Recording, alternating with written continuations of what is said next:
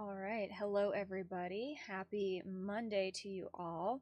It is 05/05/2025, which I don't know, feels kind of numerically significant. Welcome to the April newsroom analysis. Let me know in the chat if you can hear me okay. I am just going to continue talking, working our way into this thing before I just start getting into the articles today. But if this is your first time here and you're wondering what this is and why we are gathered, this is a little project that I began at the beginning of the year where I sit down and look at all of the news articles from the last year, the last month, and look at the ones with implications for the research that I've been doing into human rights and into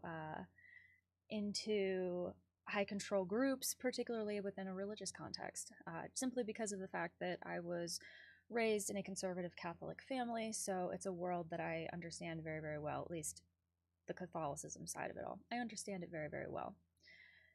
So, yes, 555 Thunderbird, make a wish.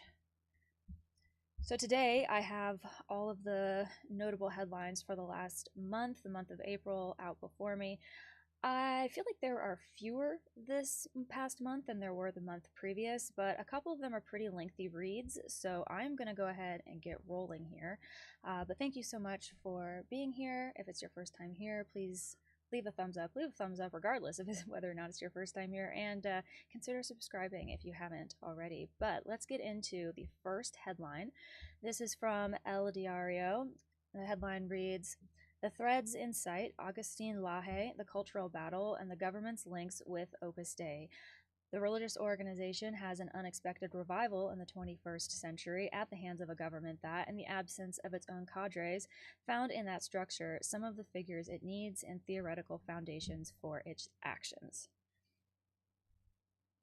I feel like my microphone is like magnifying my voice in the room that I'm sitting in, which is kind of a new thing. I don't know that I've ever noticed it doing that before, but anyway, this article is really interesting. It's written by Paula Bistagnino. She's becoming a consistent feature here on this channel, which I'm very happy about. Her journalism is wonderful. She's done quite a bit of work, including having written a book now talking about Opus Dei's influence in Latin America. Before we proceed, just because I'm sure there will probably be a couple of funky things, all of these articles, a lot of them were written in other languages. I don't just pull headlines from, English-speaking sources. I'm looking all around the world, out of multiple different nations, and so this was translated to English with Google Translate, and sometimes the translations can just be kind of funky for some reason. It will mess up gender and tenses and that kind of thing, so if I start to stumble and stammer a little bit as I'm going through this, please just bear with me. I'm doing my best, but getting right into this. On March 24th, the anniversary of the beginning of the last and bloodiest civic, ecclesiastical, military dictatorship in Argentina, the government published an institutional video to clarify its vision of the past, denial of the facts, and also of their meanings. And for such a task, they decided to sit in the front row a painting of the cultural battle, Augustine Laje. Several years before Javier Milei began his presidential career, a very young political leader graduated from the Catholic University of Cordoba was already adding kilometers in the race to influence the conservative, global capitalist extreme right. And before Santiago Caputo or Manuel Adorni saw them, it was Opus Dei, which takes decades for everyone in this material and cultural battle to restore a world lost to secularism and democracy. They're saying that Opus Dei is on this holy war against the rest of society. Laje was the one who made his relationship with Opus Dei official. On June 25th, 2020, he posted on his Instagram account a photo in front of a mural that reads, "University of Navarra," and announced, "Well, it is official. I am a master in philosophy." The photo is not only the classic memory of any graduate, and there it is, the photo in question, Universidad de Navarra. The University of Navarra is the academic elite of the power machinery that is Opus Dei. Far from the deceptive self-presentation that this ultra-conservative Catholic organization makes of itself when it says that it has nothing but a spiritual message, quote, the work is a great international network present in 68 countries, including all of America, for 75 years, which brings together economic and political elites and a kind of large corporation with a vocation for government. I really, really appreciate, you'll probably hear me say this again later on, but I appreciate reading about the United States and like US politics and government and that kind of thing from non-American sources. I appreciate the difference in perspective. Anyway, continuing. Navarra, the first high school house in Opus Dei, was founded in 1952 in Pamplona, the city where Escrivá de Balaguer found refuge in 1937 after his departure from Republican Madrid, the place that became the nuclear center of his work in Spain. Navarra is in the headquarters of the idea that Laje gives to the world, with an impressive penetration throughout Latin America and Spain, a power plant of thought from the extreme right that dreamed and projected the hegemony that it enjoys today because it is a power plant of thought for action, and that is where the threads are seen. Only Laje or Opus Dei can tell how this relationship began. It is said that the godfather was his mentor, Nicolas Marquez, an aspiring member of Opus Dei who did not give the profile or the average to arrive, but there are indications that it works. After the master's degree that he approved with a thesis entitled The Post-Truth, an analysis from the philosophical categories of Foucault, Laje began his doctorate under the tutoring of Montserrat Herrero, Opus Dei numerary and professor of philosophy in Navarra, with which he recorded a video on his YouTube channel. He also recommended several times the videos on Santo Tomás de Aquino from the Argentine numerary, doctor of philosophy and head of metaphysics in Navarra, Agustin Echevarria. I have my windows open, by the way, because it's a really beautiful day, so you may hear some noise, traffic, and stuff outside. Hopefully it's temporary and not too distracting. Where does Laje's truth come from when he talks about the last military dictatorship, or when he tries to install that there is something called gender ideology and that there is a nature to attend to in terms of identities and sexual orientation? Laje is not the same as the hordes of trolls that play terraplanissimo on social networks. Laje aims for academic rigor and plausibility in what he postulates. His work is deeper, and it is that depth in the cultural battle that the government needs and in which Opus Dei is a specialist. So this photo here is depicting Garcia Mancia, men from the Austria University, the Argentine subsidiary of Navarro, when he was sworn in as a member of the Supreme Court of Justice. Especially if it is about post-truths, half-truths, or pious falsehoods, the rules of the organization not only enable but demand that its members lie for and for the good of the work. A version of the end justifies the means, which internally is called mental restriction or lax consciousness, and which enables the hiding of information, denying historical facts, passing over laws, because Opus Dei is not a thing of men, but a thing of God. I think that is a really, really interesting, fascinating justification to use. And I mean, this is hardly the first time that an organization or group of people have used God or like a godly directive as an excuse to essentially do whatever they want. And you see that very clearly in this article and the phrasing and everything. Opus Dei is not a thing of men, but a thing of God. I mean, that's not the first time that I've heard that type of phrasing or that sentiment bandied about within the organization from, former members and people talking about things that they experienced. It's really, really interesting. And again, you can justify anything with that kind of logic. In expanding its truth, Opus Dei understands that academic training and professional prestige are necessary and burdensome. In that battle, he has landed with daughter universities of Navarra and Latin America more than in any other part of the world. The way of operating has two ways. One is to attract aligned figures and ideas and forms to the structure, to be and appear, who occupy important roles and have influence. The other way is to locate pictures of its structure in key places of the power circuits, and especially in the state. In Argentina, this was achieved since the 1960s with peaks in de facto and massive governments in the 1990s, especially in the judiciary. feel like it's interesting because you can kind of see similar things having played out here in the United States that mimic a lot of this stuff, things happening within the United States government, within the United States judiciary, within like the last decade, I would say. And now, Opus Dei has an unexpected revival in the 21st century by the government of Javier Milei, who, in the absence of his own cadres, found in that structure some of the figures he needs, and above all, the theoretical foundations that support your actions. This is the case of the now wobbly Supreme Court Judge Manuel Garcia Mancia, appointed by decree and in commission, and also that of the Treasury Attorney General Santiago Castro Videla, as replacement for Rodolfo Barro, confessed cooperator of Opus Dei, two men from Astral, the Argentine subsidiary of Navarra. And the work found, after several decades, a government that needs it to forge the structure that it does not have, which, once again, is kind of how, at least from my understanding, everything that I've read, in my opinion, kind of how Opus Dei has tended to function in the past. They are very, very opportunistic, very good. People involved in that organization are very good at placing themselves in opportune spots to seize and take advantage of places in government and within the rest of society, really, where they can sort of plug in and start to do what they do, which is to further the Opus Dei agenda, which is this, re-Christianization of the entire world. As far as it is possible to know, because part of the essence of Opus Dei is to hide it, neither Laje nor Garcia Mancia nor Castro Videla Piterone and the ranks of Jose Maria Escriva de Balaguer as members with commitments, economic and spiritual direction, numeraries, supernumeraries, or aggregates.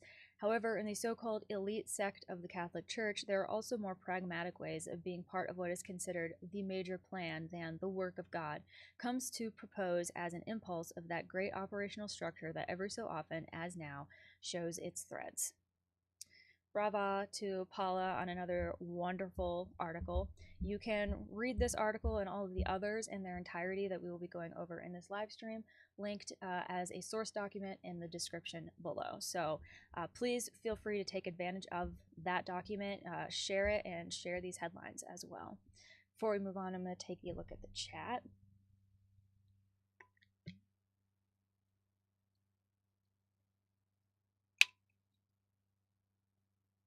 Hi, Ohms. Good to see you here. Yes, no, not Peter Navarro. Slick Dissident. Hi, nice to see you again. All right, we will roll right along. So this is from El Debate, written by Alex Razor. 1,000 cases of nullity, 40 years in Sweden and translator of the Pope. Quote, we became very close friends. Jorge de Salas arrived in the Scandinavian country, quote, because they need a canonist, and ended up, years later, accompanying Francisco during his visit to Luther's 500,000th anniversary. This was written on the 3rd of April, or the 4th of April. I've noticed a lot of the time they'll put the day first and the month second, whereas in the United States we tend to do month and then day, unless you're in the military, in which case all those rules get thrown out the window. 4 decades ago, the Bishop of Stockholm asked Opus Dei for a priest to be a canonist for his diocese. The proposed man was Jorge de Salas, professor of canon administrative law at the University of Navarra, who packed his bags and headed for Sweden. There he continues, now as a judicial vicar in the diocese, carrying all the cases of marriage annulments, but he has come to Spain for a few days to participate in Zaragoza and the centenary events of the priestly ordination of St. Jose Maria de Escriva de Balaguer.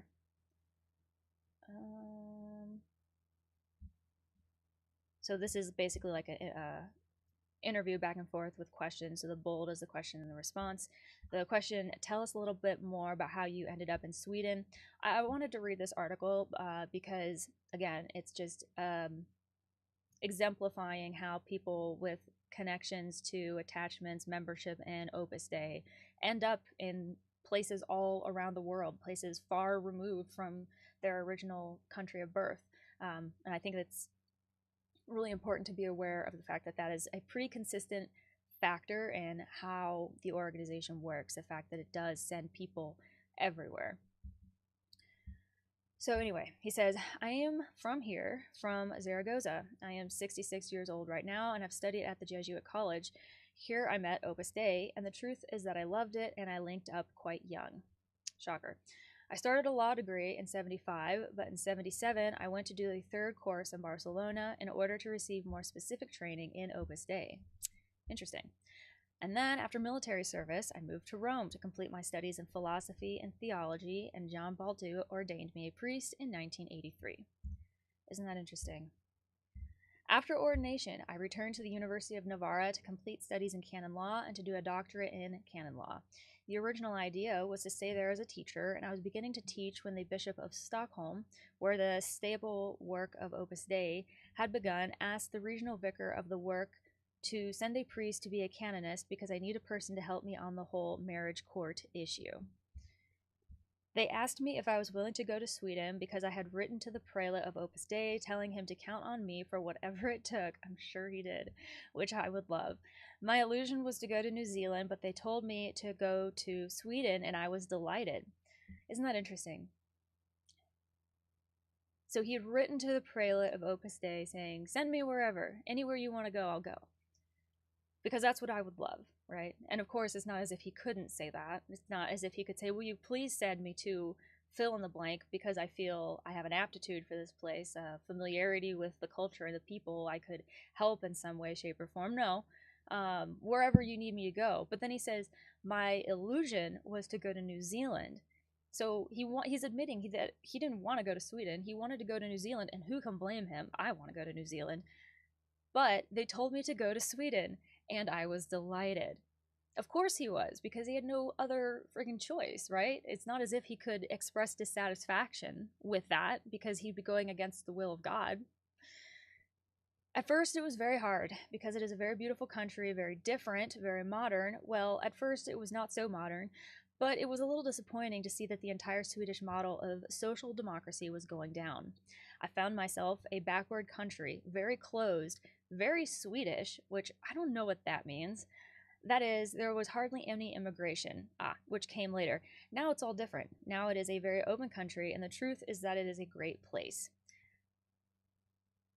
I'm not Swedish. I've never been to Sweden. I don't know any Swedish people, like native-born Swedish people, so I can't like speak for Swedes. But if you happen to know any Swedes, please let me know. Like, maybe again, something got lost in translation because this was translated from Spanish.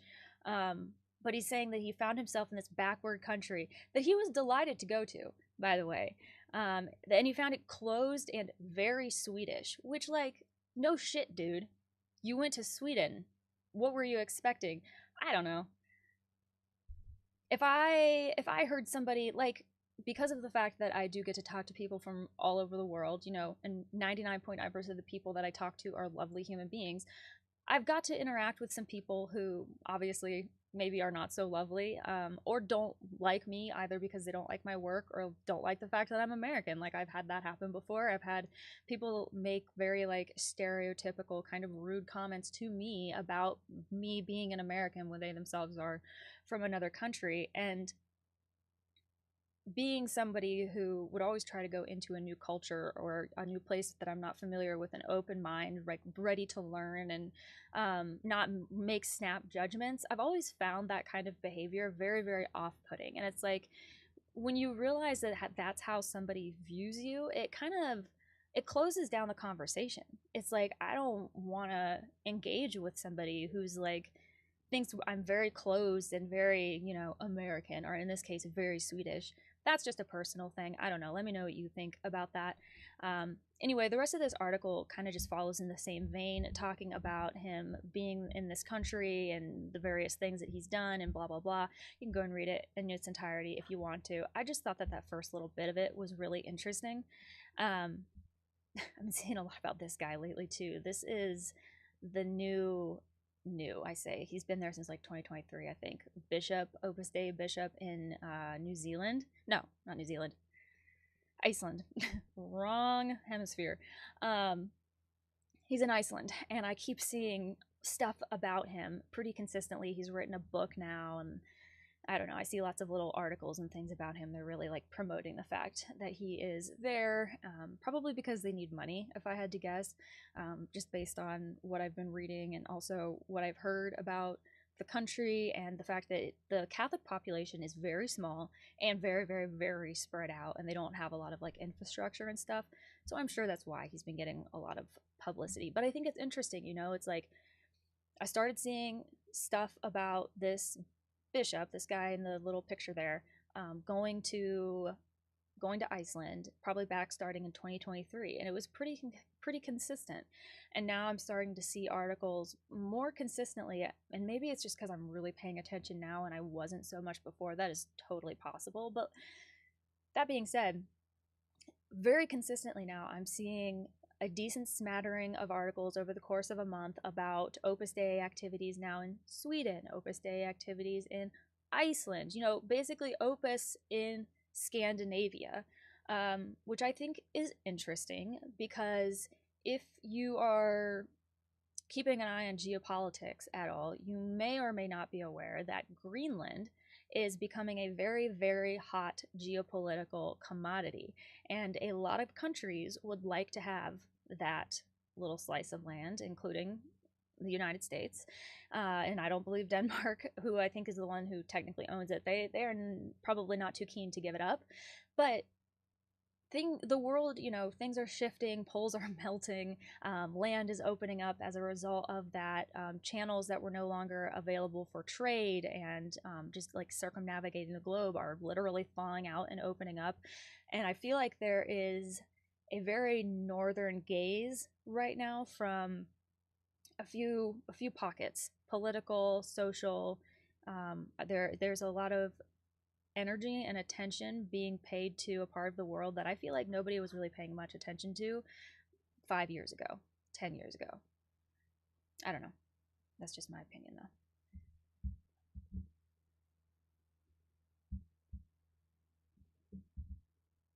Hi, Michael Onyx. Glad to see you here.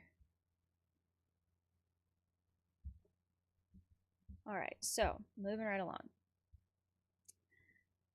This is Benigno Blanco accuses Rome and the Bishop of Tyrol of totalitarianism for the Gatzalueta case.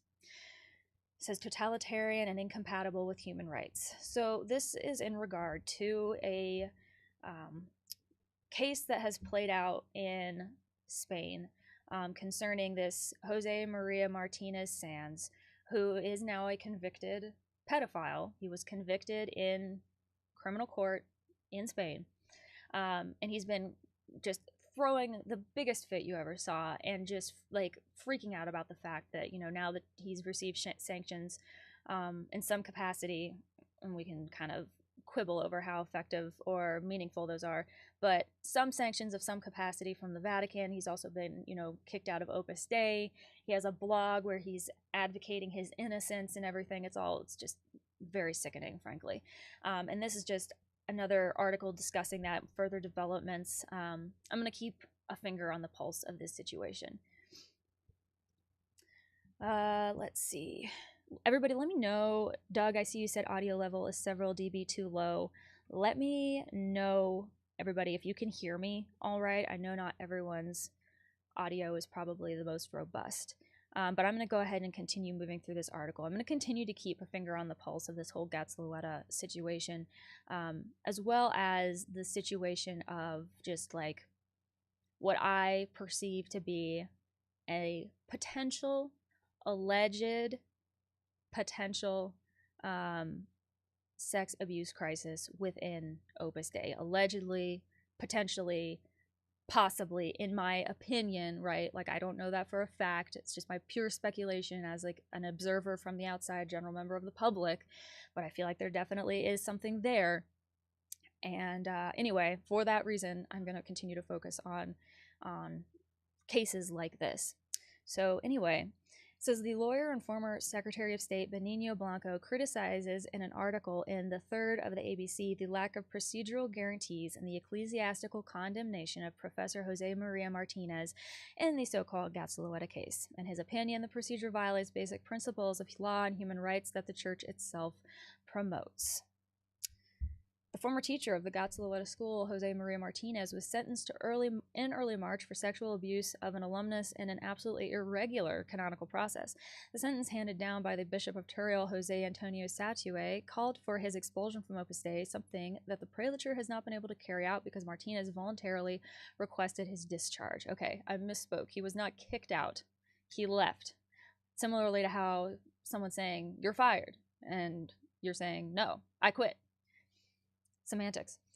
Martinez explained his version of events as follows. I have already insisted many times on the irregularities of the canonical process. I have been tried twice for the same alleged crime because the initial acquittal of 2015 did not like who constituted the ecclesiastical court. Legislation passed after the alleged facts applies to me. The judge in his first written communication urged me to plead guilty.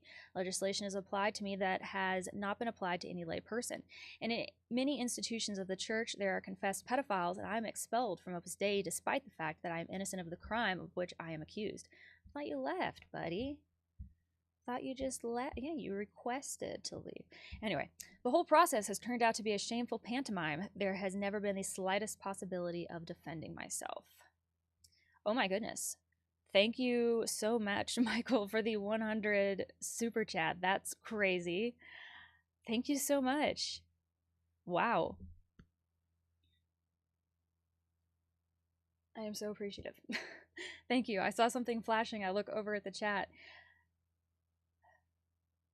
Thank you so much. I remember in the Navy, I loved just exploring different countries. I had one shipmate who was with me. As soon as off the ship, he wanted to go to McDonald's. This crap guy doesn't get it. Yeah. I am prior military as well, prior Navy, actually. And there's kind of two groups. I feel like there's generally two types of people. There's the people who want to go for the culture and the history and like the experience of it all, and then there's people who just want like the same old consistent, like they go out to a bar or whatever and they're trying to get like Budweiser instead of like the local brew or something like that. Yeah, I definitely worked with people like that. Okay, glad that the audio sounded good for some people. I apologize if it is not amazing for everyone. This will be available to listen back to after the fact, after the live stream ends. So you can always come back to it if you're in a louder environment. It'll still be up, and you can pick up where you left off. Okay. On the high winds of the $100 super chat, let's push on.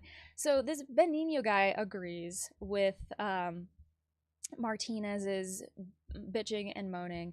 And what I think is really, really interesting, I'm not going to read this entire article just because I am not going to I don't really care to give Martinez positive apologetics, just because, again, he was convicted in criminal court, like in non-religious secular court. So I think it's really, really interesting how there continues to be so much media put out about this guy and about him throwing a fit about what the Vatican has done, and people choosing to carry water for this guy for whatever reason, whatever reasoning that they might have for wanting to defend this guy. And I'm, not going to make any accusations or say anything about these people because I don't know these people, but I will say that birds of a feather flock together, and that's a fact, and you can hang your hat on it. So we can speculate, what the implications there might be. But regardless, he was already convicted in a secular court. So why is everybody getting so hung up on what the Vatican does? As if at this point that has any sort of relevancy. And I guess to some people it really does. I guess to some people the Catholic Church represents a greater authority than any secular court of law. But I don't think that's right. I think that a crime is a crime, and if you are found guilty of it in any court, then that's just, that's the way that it is. And again, I think the fact that they keep harping on this, on the religious aspect of it, and like throwing a fit about that is very, very interesting. And it's pretty clear, I think, that it's coming from people who perceive the Catholic Church as a greater authority, as the authority over any other. You know, maybe at one point in my most diehard Catholicism, I might even have said the same thing. I don't know. I mean, I was a child, so, you know, we can have a conversation about how well informed that position would have been. But I think it's interesting. I think it's really, really interesting. And I think you can see that in this case really, really clearly. I don't know what you do with that, other than to just be aware of it, to be aware of it when you are interacting with people who are from a very, like, hyper-religious background or perspective. You would like to think that people's religion would not interfere with the exercise of their duty in a secular sense and a civil sense. Clearly, looking just at my country alone, clearly that doesn't happen, but I feel like that's how it should be. I don't know how we get back to it. I also don't know why this isn't showing up now. Moving on to my next article. Get this refreshed, and then we'll see. Wait. I remember that this gave me a lot of trouble the other day, too. And it's a really good article because it's talking about somebody's experience, what El Menudo Hiroko has meant for them. And so I wanted to read it. Let me exit and try to go back in. It's interesting how sometimes certain web pages, don't want to refresh. But I wanted to read this article. Please do translate. Here we go. Maria Roca. The series The Heroic Minute helped me recover my family. The woman who left Opus Dei participates in a talk in Campos about the documentary. This was written, on April 5th. The driving role that a woman residing in Majorca had in the documentary series The Heroic Minute, which narrates the traumatic experience of 13 women in Opus Dei, starred in the debate that took place yesterday afternoon in Campos. Maria Roca, one of the protagonists and neighbor of the municipality, highlighted the positive consequences that the series has had in her life. Quote, "It has helped me recover my family, who has only understood me when they saw El Menudo Heroico," end quote.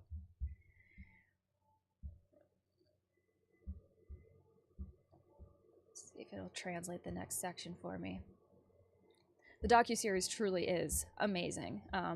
It's an incredible piece of work. If you haven't seen it yet, I hope that you'll take the opportunity to go try to find it. It's excellent.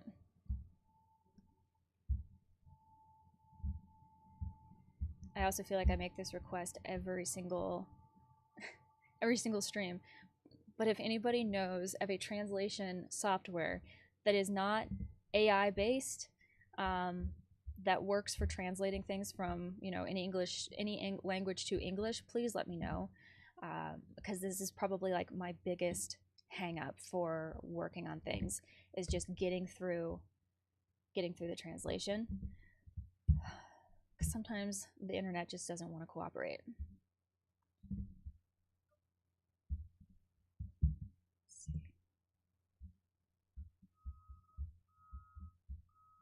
See if we can get this going. You guys hear the vehicle beeping and backing up somewhere outside? It's a beautiful day, and everybody else thought so too. All right, I don't know if the rest of this article is going to translate for me. You can go and read it in its entirety. Maybe it'll work better for you. But I think it's wonderful that, this is a perfect example of this docuseries serving a higher purpose beyond just, raising awareness about Opus Dei. It's helping facilitate healing for people because, Opus Dei is a very unique animal. And unless you are willing to devote a significant amount of time, which, you know, frankly, who has the time? Most people, to really like dig into it and understand it. Unless you can do that, it's going to be really, really difficult to understand what a family member or a friend has gone through. Couple that with the fact that, you know, that family member or friend was prohibited from having, you know, any type of connection with you while they were on the inside, any type of particular friendship, you know. So that adds to the like trying to rebuild those streams of communication and everything after the fact can be really, really difficult. And a series like The Heroic Minute helps to bridge that gap because it illustrates some of those concepts, some of the reality for people in Opus Dei that can just be really, really difficult for an outsider to grasp and understand. So wanted to highlight that. I think it's a really wonderful article. If you read Spanish or if you just have a better internet situation, go and check it out and read the whole thing. It's pretty good. On another note, and this is just, you know, I like to pull from many different sources, including directly from the horse's mouth. So I feel like at least once or twice every single live stream I end up going over an article that was published on Opus Dei's own website. And I don't know why the formatting is like it is, but I'll scroll for you. It says new co-directors for the Caribbean Region Communications Office. So we've got some new people, not from the area, I'm going to guess, who are being sent in to the Caribbean region. It says Monica Zabrano and Daniel Villarroel, sorry about not being able to pronounce that last name, are taking over as directors of the Communications Office in a year dedicated to hope and in the midst of preparations for the centenary of Opus Dei. So they're gearing up for Opus Dei's 100th, big 100 birthday. Let's see. Over here it says that the original vicar of Opus Dei, Father Ignacio Rodriguez Mays, appointed Monica Zambrano and Daniel V as co-directors of the Opus Dei Communications Office for Venezuela and the Caribbean. It says that Monica and Daniel worked on the Conversations Project and the campaign for the 50th anniversary of St. Josemaría's visit to Venezuela, respectively.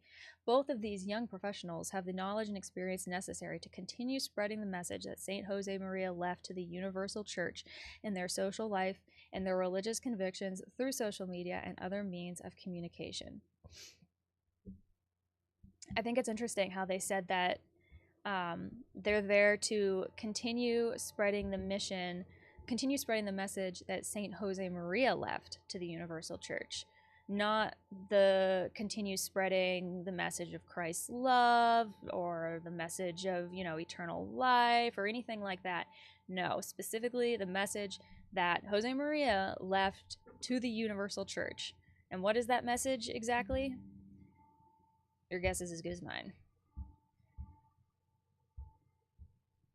And I'm sure they would say that it's one very specific thing, very blasé and unthreatening sounding, but I think you'll forgive me if I find that a little bit difficult to believe.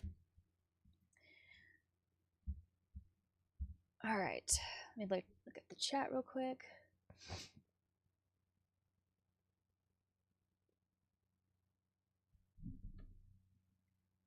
Michael Onyx asked, who will be the new pope?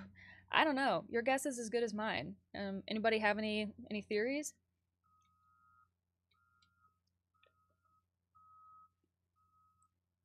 If this cardinal is from Hungary, then we're screwed. Yeah, I think out of everybody, he'd be pretty much as bad as it could get, at least as far as, like, you know, continuing to see any type of substantial progress made for clarifying how Opus Dei functions within the Catholic Church and what it can and cannot tell people to do and everything else.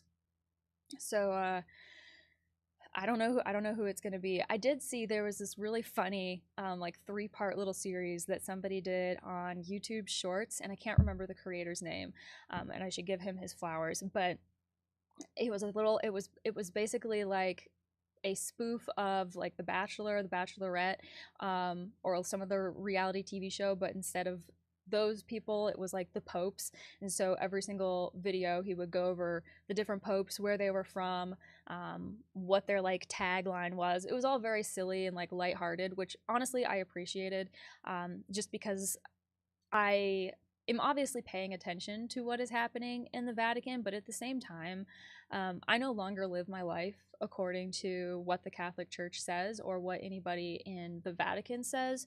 So while I am paying attention to it, I am loath to give it too much of my attention and too much of my energy, just because I don't live my life according to that paradigm anymore. And that's not to say that if you are and you do care that that's bad or the wrong or anything like that. Please don't think that. That's not what I'm saying. Clearly, if you are still a practicing Catholic with an invested interest in what happens to the Catholic Church, clearly you are concerned and you are paying attention. And I 100% understand and empathize. And, you know, as long as your intentions are coming from a good place, then I sincerely hope that, you know, you see a leader come in who is prepared to continue leading the church in a more positive direction. That is what I can say about it as somebody who's no longer involved in this whole thing. But, well, you know, not invested in it as much, although I guess I'm still involved. You can never really escape, right? Anyway, let's move on. I don't know who the new pope's going to be, but we should talk about this. This article says it was published 3 months ago, but for whatever reason, it came up in my news alerts, and I didn't remember reading it at the time, and I wanted to read through it now, just because George Pell is somebody that I've kind of been keeping an eye on for a really long time, regardless of whether or not I've like spoken on it. And so for that reason, and also because of the fact that he is connected to Opus Dei, although not in any like official capacity, but like through the people that he knows and that kind of thing. He's also, some might say, kind of responsible for Opus Dei becoming so popular or so successful in Australia. So there's another connection there as well. But even though this was published back January 31st, I wanted to read it. It says, victims of sexual abuse by George Pell receive compensation under redress scheme. It says, 2 men abused by the late Cardinal George Pell in the 1970s have been granted compensation by the federal government's National Redress Scheme, despite Pell being acquitted of separate criminal charges by the High Court in 2020. One of the men was offered a payment just 5 weeks before Pell died in January 2023, after it was accepted by the scheme that he was groped on the genitals by Pell at a public swimming pool in Ballarat, according to an investigation by the ABC and the Monthly magazine. The man, who was just 8 years old when he encountered Pell, who was Archbishop of Melbourne and then Sydney, before being appointed by the Pope to one of Vatican's most senior positions in Rome, received $45,000 from the scheme for the alleged abuse, which is a pittance, I think. But then again, how do you even begin to quantify something like that? I don't even know. The National Redress Scheme report on Pell's conduct said children could be thrown without touching their genitals, and that it was, quote, not incidental touching, which was contrary to community standards of the time. The other victim received compensation after the scheme was persuaded Pell had raped the then 9-year-old student at Ballarat St. Francis Xavier Primary School. The rape occurred in the school's gym after the boy had stolen Pell's cardigan, but the late cardinal was never charged over the incident. In his complaint to the scheme, according to the ABC report, the man wrote, I remember him saying, pull your pants down. I thought he was going to whip me with his belt. He didn't. It was very painful. I was bleeding from my bottom afterward, the victim wrote. The man was granted $95,000 in compensation from the scheme, which is capped at $150,000, and none of his account was disputed, according to the ABC. The Catholic Diocese of Ballarat has disputed the men's accounts of historical abuse, but under the scheme is liable to pay the redress amount. Arnold Thomas and Becker principal lawyer Jody Harris told this masthead she was aware of further incidents of historical abuse involving Pell. We believe that there are other victims who have not found the courage to come forward in relation to Pell. Anecdotally, we have heard stories from clients, some who are potential witnesses, but have not yet come forward. But we know from previous cases that the church will fight these claims, which could put some people off, Harris said. She said seeking compensation under the National Redress Scheme often resulted in poor financial outcomes for victims of abuse. The government scheme has a lower burden of proof than the criminal justice or civil court systems and awards compensation on the basis that abuse occurring at an institution such as the Catholic Church was reasonably likely. The scheme was founded by the federal government in 2018. The Australian Catholic Bishops' Conference declined to comment on Friday on compensation payments made to victims of Pell's historical offending. The dismissive response within the Diocese of Ballarat to abuse complaints spanning at least 3 decades was driven by a desire to avoid scandal and protect the Church's reputation, the report found. Retired priest Father Kevin Dillon told this masthead there had been no meaningful change in the Catholic Church's response to clerical abuse over the past 30 years. Quote, "This will continue to rear its ugly head as long as the institutional church does not acknowledge the incredible damage that has been done on its watch and in many cases with its knowledge. Royal commissions and parliamentary inquiries have done what they can, but the missing link is the failure of all churches to face up to their individual and institutional responsibilities to victims and their families." You can go and read that article down below. And all I can say, truly, is that at least the son of a bitch is dead. Here's another article. This was written April 7th, so this is from the past month. Is Cardinal George Pell a saint? LOL.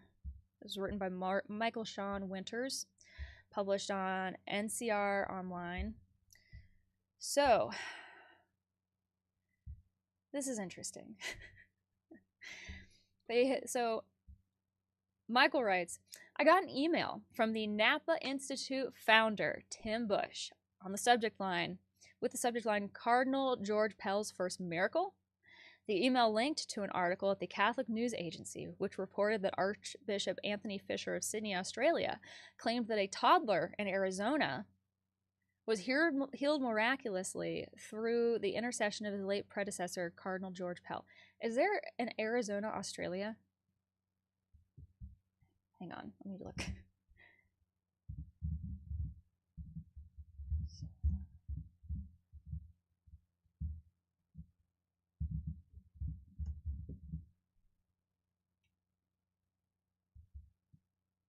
Doesn't look like it. Okay. So if there is no...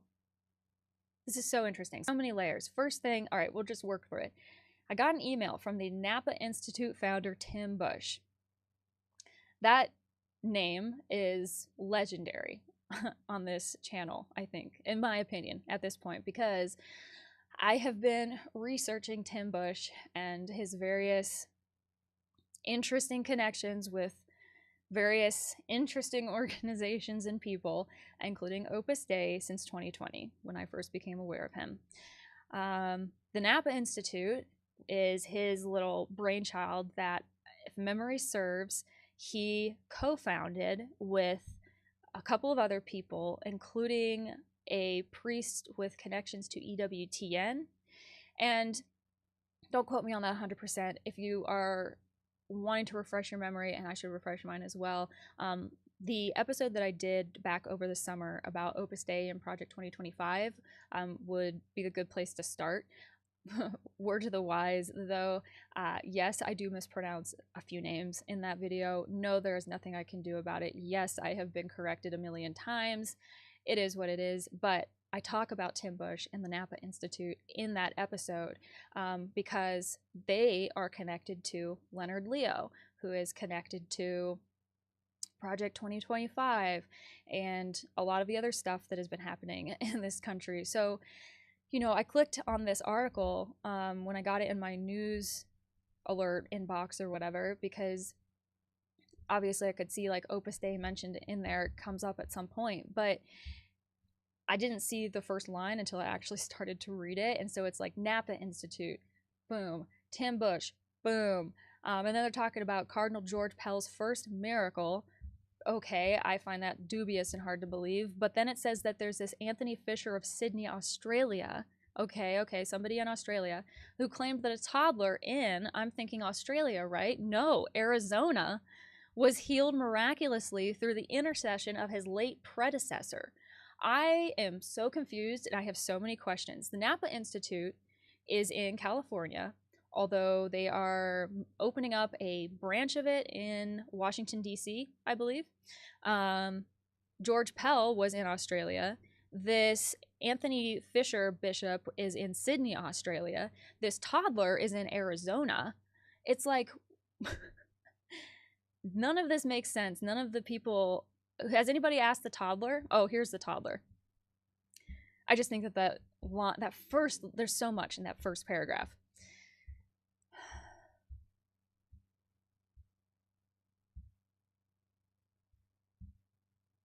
I'm just scanning through this. I don't know how much of this I want to read. So Michael says, I hope Pell is in heaven, that he is, in fact, a saint. When St. Pope John Paul II canonized St. Jose Maria Escriva, the founder of Opus Dei, I was visiting friends in Mexico City. We went to Mass with Donna Clara, the matriarch of the family, and afterwards took her to lunch. She asked me what I thought of Escriva being canonized despite all the controversy surrounding him and the organization he founded. I am delighted, I told her. You are? She asked. Yes, I said. If a megalomaniac like Escriva can become a saint, there is truly hope for us all. Good God.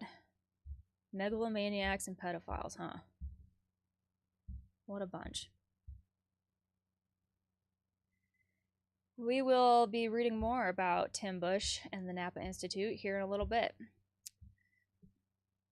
All right, so this is from Animal Politico. They've been publishing some fantastic articles about the developing situation with Opus Dei and the former members in South America. I feel like I've read one of their articles every single stream so far this year, and this is from April 7th. Quote, the poorer, the easier it is to isolate them. Former members of Opus Dei reveal modus operandi to capture women as servants. Members of Opus Dei hierarchy reveal how the plan was carried out to recruit poor women as maids and establish a work system at the cost of their faith. This was written by Paula Bistagnino and Gloria Pina. The founder of Opus Dei, Jose Maria Escriva de Balaguer, said that good administration is neither seen nor heard. By administration, he referred to the set of women engaged in domestic care and service for members in the house of the work of God. Neither seen nor heard meant that men, numeraries, and priests should not speak to or look at them. We couldn't even tell them thanks when they served us the table, which was the only time we crossed paths with them, says former Mexican numerary member Oscar Castillo, who many years after leaving still remembers the impact that caused him to see the unworthy treatment imposed on auxiliary numeraries. We had to pretend they didn't exist, like robots, adds a former priest of the organization who lived decades supported by women of scarce resources recruited from young ages. These are just two of the testimonies of Mexican members of hierarchy. Oh, so here, you can read Maids of God through Mexicans narrate how they are subjected to labor exploitation by Opus Dei. I went over that in a past live stream. You can go and find it there, or you can go and pull it up and read it in the source document down below. But in reference to that, they say, these are just two of the testimonies of Mexican members of hierarchy of the institution that is part of the Catholic Church, and that after the publication of the report, Political Animal Maids of God, they decided to contribute their experience and even account their participation in the recruitment and submission of women in vulnerable situations who were trained by the Opus Dei to be servants of the secular and religious elite. I want to take a moment to express appreciation for the fact that there are people now who were involved in Opus Dei government, essentially at various levels throughout the administration, who are coming forward and are willing to talk about what they experienced, what their perspective on everything is, the impact that the things that they saw and did had on them. Because there's an element here where people who are victims of a system end up perpetrating that same system against other people and creating more victims. And so it creates this really heartbreaking situation where when people come to grips with the fact that that is what happened, that they were in a system that exploited them and caused them to exploit others, coming to grips with that and finding some way to like heal through that and be okay with that on a certain level is really, really difficult. It's really difficult to admit that, for one, you were coerced or tricked or love bombed or whatever into joining something that became so terrible that you fell for it, right? Because there's this misguided idea that only stupid people join cults, right? Which is untrue, patently false. Anyone can fall into a cult. But there's that element at play. But then also these people, a lot of them ended up turning around and working to recruit other people, or working to maintain the structure and like daily norms within these centers as directors and everything. And so now they also have that guilt that they're carrying. Like I think people take on some of the guilt that should belong to the organization, they take on to themselves. And so that adds another layer that even further compounds whether or not people are able to speak about the things that happen to them. So the fact that there are people now who are willing to do that, which is not fucking easy, I want to take a moment to express appreciation for that.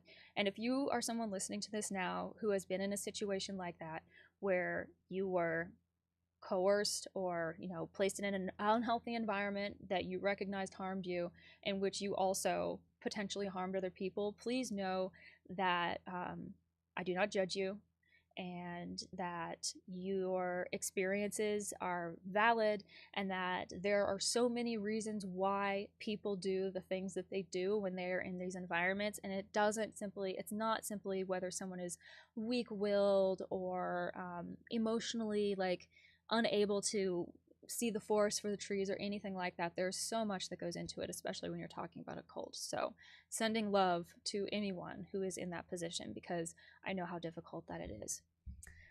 I also want to mention this artwork that they've been putting up in these articles about Opus Dei. I went and followed the artists. Their ats are here below this image on the screen. And I went and followed them on Instagram, just because I think the art is really, really good, especially this one right here. I mean, you've got the hand with the rosary wrapped around it, right? And they're holding a bunch of pills. And you've got it's a woman or a younger person who's like head in their hands, defeated. That is a posture of defeat. And you have like this really interesting set of structures in the image too, where you have like, they look like little huts or little shacks, and it's obviously like poor. And then in the background you have like these sort of beautiful spires extending up through the trees, and it's like very lofty and beautiful. And then over top of these structures, these like kind of shacks or huts, that's what the hand is reaching over with the pills and the rosary, like casting a shadow, if you will. I don't know, that's how I interpret it. I think this art is really, really good. It hits me in the feels. Anyway, reading on. For decades, Opus Dei had boarding schools, which functioned as training centers for maids and service personnel in Mexico City and various states of the country, such as Morelos, Tlaxcala, Jalisco, Nuevo Leon, among others. Although the promise of Opus Dei for these women is to give them education in the hospitality sector, shortly after their entry, they are awarded care and domestic hygiene tasks for the houses of the same religious institution without remuneration, at forced marches, and in a strict regime of religious submission to sanctify through their work. The pressure of faith and maintaining traditions to become part of Opus Dei made dozens of them, much of their lives working in service for the elite lay male members, numeraries, and priests, cleaning rooms, preparing food, washing, and amending clothing. Laura Rosales was a numerary, a celibate member with the commitment to chastity and obedience of Opus Dei for 33 years. She entered the work when she was 15 years old in Monterrey, Nuevo Leon, and trained in the ESDAI School of Hospitality and Services, founded in 1969 by the Civil Association of the Opus Dei Home and Culture. Since 1989, incorporated into the academic offer of the Pan American University. Throughout her life within the work, she was linked to work in the administrations and centers of the auxiliary numeraries, both in Mexico City and in other states of the country, including Hacienda Toshi in the state of Mexico and the school center Mimia Hoppen in Tlaxcala. We went to the ranches and towns. Sometimes we went to churches, but more to primary schools, to 6th grade, and then also to 3rd grade for technical schools, Rosales says.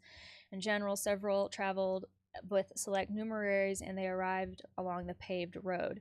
We arrived, and they already received us because previously a priest or some director had coordinated with the school or with another priest of the town, recalls the woman who made these excursions both in the state of Tlaxcala and in the state of Mexico. We carried brochures from the institutions and were told not to mention Opus Dei. We offered girls a training plan that would allow them to work in hotels, restaurants, hospitals. Also, we asked for the grade lists and chose the best averages, they remember. At the same time, they visited the families of the young women because, in addition to convincing the parents, they had to make an evaluation of the parental nucleus to know the confirmation of the family, if they were married to the church, if the children were baptized, to find out about their moral and religious ideas. In cases where parents questioned whether their daughters resided full-time in boarding schools, often far from their homes, they should only tell them to discuss this with the village priest, and they always supported us. The selection of the towns to which they would go to look for girls was not random. There were a number of criteria related to the profile of the women they were looking for. They focused on places outside the big cities. Quote, the poorer, the more isolated in communications, and therefore easier to keep the women isolated, explains the Mexican religious who were part of the Opus Dei for several decades, but she refers not to give details that allow her to be identified. I lapsed into saying she instead of he because I assumed it messed up the tense or the gender. But this individual who said that the poorer, the more isolated, the better, basically, that was a former priest of Opus Dei who is choosing to be anonymous because he's still a priest today. He entered as a very young numerary and then made his religious journey at the request of the institution. From the 1980s, he began to have management positions and had a close link with auxiliary numeraries, something that numeraries are not allowed, right? Because even the auxiliary numeraries have to be able to go to confession, right? And they're only going to go to confession to like an Opus Dei priest. And there are some real concerns in there about the confessional seal, and whether that is being respected by priests of Opus involved in Opus Dei, because there have been a few accounts from former members, more than a few actually. If you go on Opus Libris, there's a decent smattering over the years from several people saying that while they were in Opus Dei, they noticed that like they would go to confession one day, and then like that next day or later that week, they'd have like their chat or whatever with their director, spiritual advisor, whatever. And things that they had like mentioned during confession would like kind of come up during the chat, creating the feeling for these people that somehow information that they had divulged under the seal of the confessional, which is supposed to be like a completely like sacred, nothing can penetrate that. You can't even like, a judge couldn't subpoena a priest and demand that he tell him things that were told to that priest in a confessional. Like, it's a big deal. But there are concerns that that is being completely usurped by priests in Opus Dei who are feeding information to directors or whoever these spiritual advisors are to use against the members themselves. That has been alleged. That's been mentioned in numerous cases, not only Opus Libris, but also Opus Dei exposed. I've never looked on ODAN, but I wouldn't be surprised. And it's also mentioned in the 2023 institutional ecclesiastical complaint that Antonio Moyo et al. Submitted to the Vatican. So, very concerning.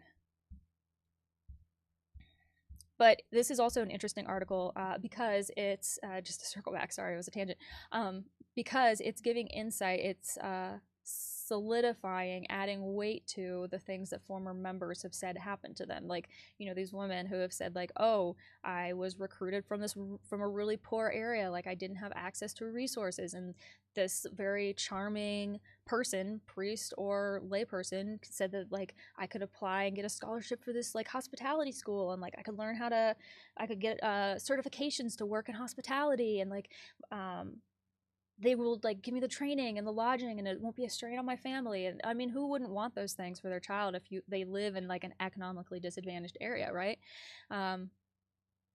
But those accounts have been doubted by a lot of people, by people within Opus Dei, and also by people carrying water for Opus Dei. Like, basically denying or disbelieving that that's something that could happen. But here we have people who not only were within the institution, but also were going out and recruiting these individuals, saying, no, this is exactly how it's done. Like, we went to these really isolated areas that had limited communication with the outside world. Like, we were interested in people who were smart, but like disadvantaged because they'd be desperate, right? I mean, it doesn't say that, but like, that's how I perceive it. That's the only reason, especially considering what happens to these women. You know, allegedly they were, you know, coerced and never paid and forced to work these insane hours and blah blah blah, all the rest, the human trafficking and everything of it all.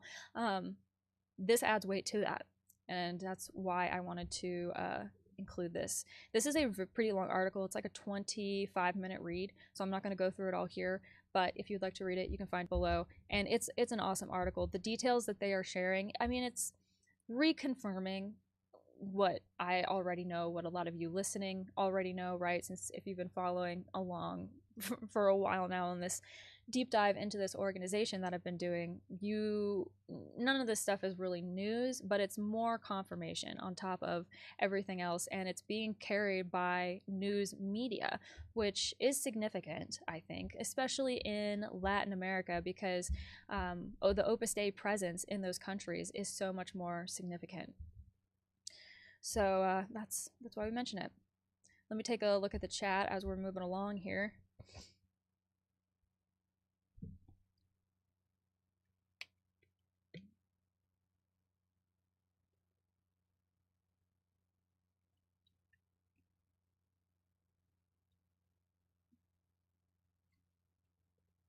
Oh, food cart, that's interesting. You're saying that Tim Bush started the Red Hat Report to dig up dirt on non-Opus Dei sympathetic cardinals.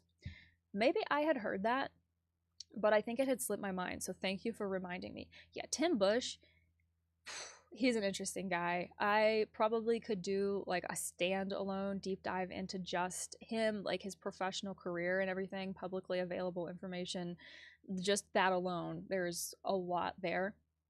But I got to be honest with you, I did so much of it when I was looking into the whole Opus Project 2025 connection that like I'm kind of loath to get back into it. But he is an interesting person to be aware of for your own research purposes, especially if you're in the United States and you're trying to learn more about the kind of like Opus web and how it works with everything.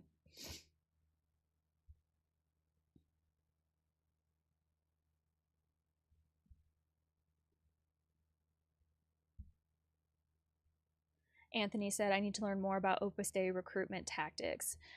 If you want to learn more about anything Opus Dei, I highly recommend Opus Libris, which is a Spanish site where former members basically post like little articles or write in letters or whatever about their experiences, their time in Opus Dei.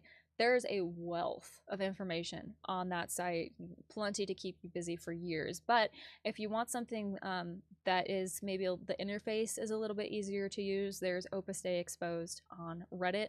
And that forum, that community, has a whole bunch of information as well. You can just search based on like keyword and it'll return posts.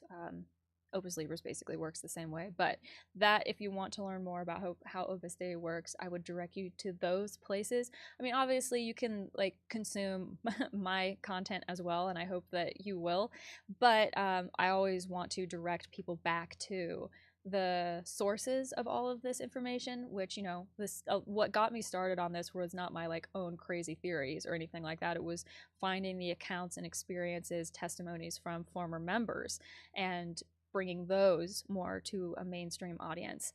So I always try to direct people back to that source, back to the people who lived through this stuff and know it better than anyone, what it's actually like. Because, you know, I can regurgitate information here, and I think that there is value in that in its own way, but I don't want to take away from the very hard work that former members, victim survivors have put in to get their stories and their testimonies and everything out.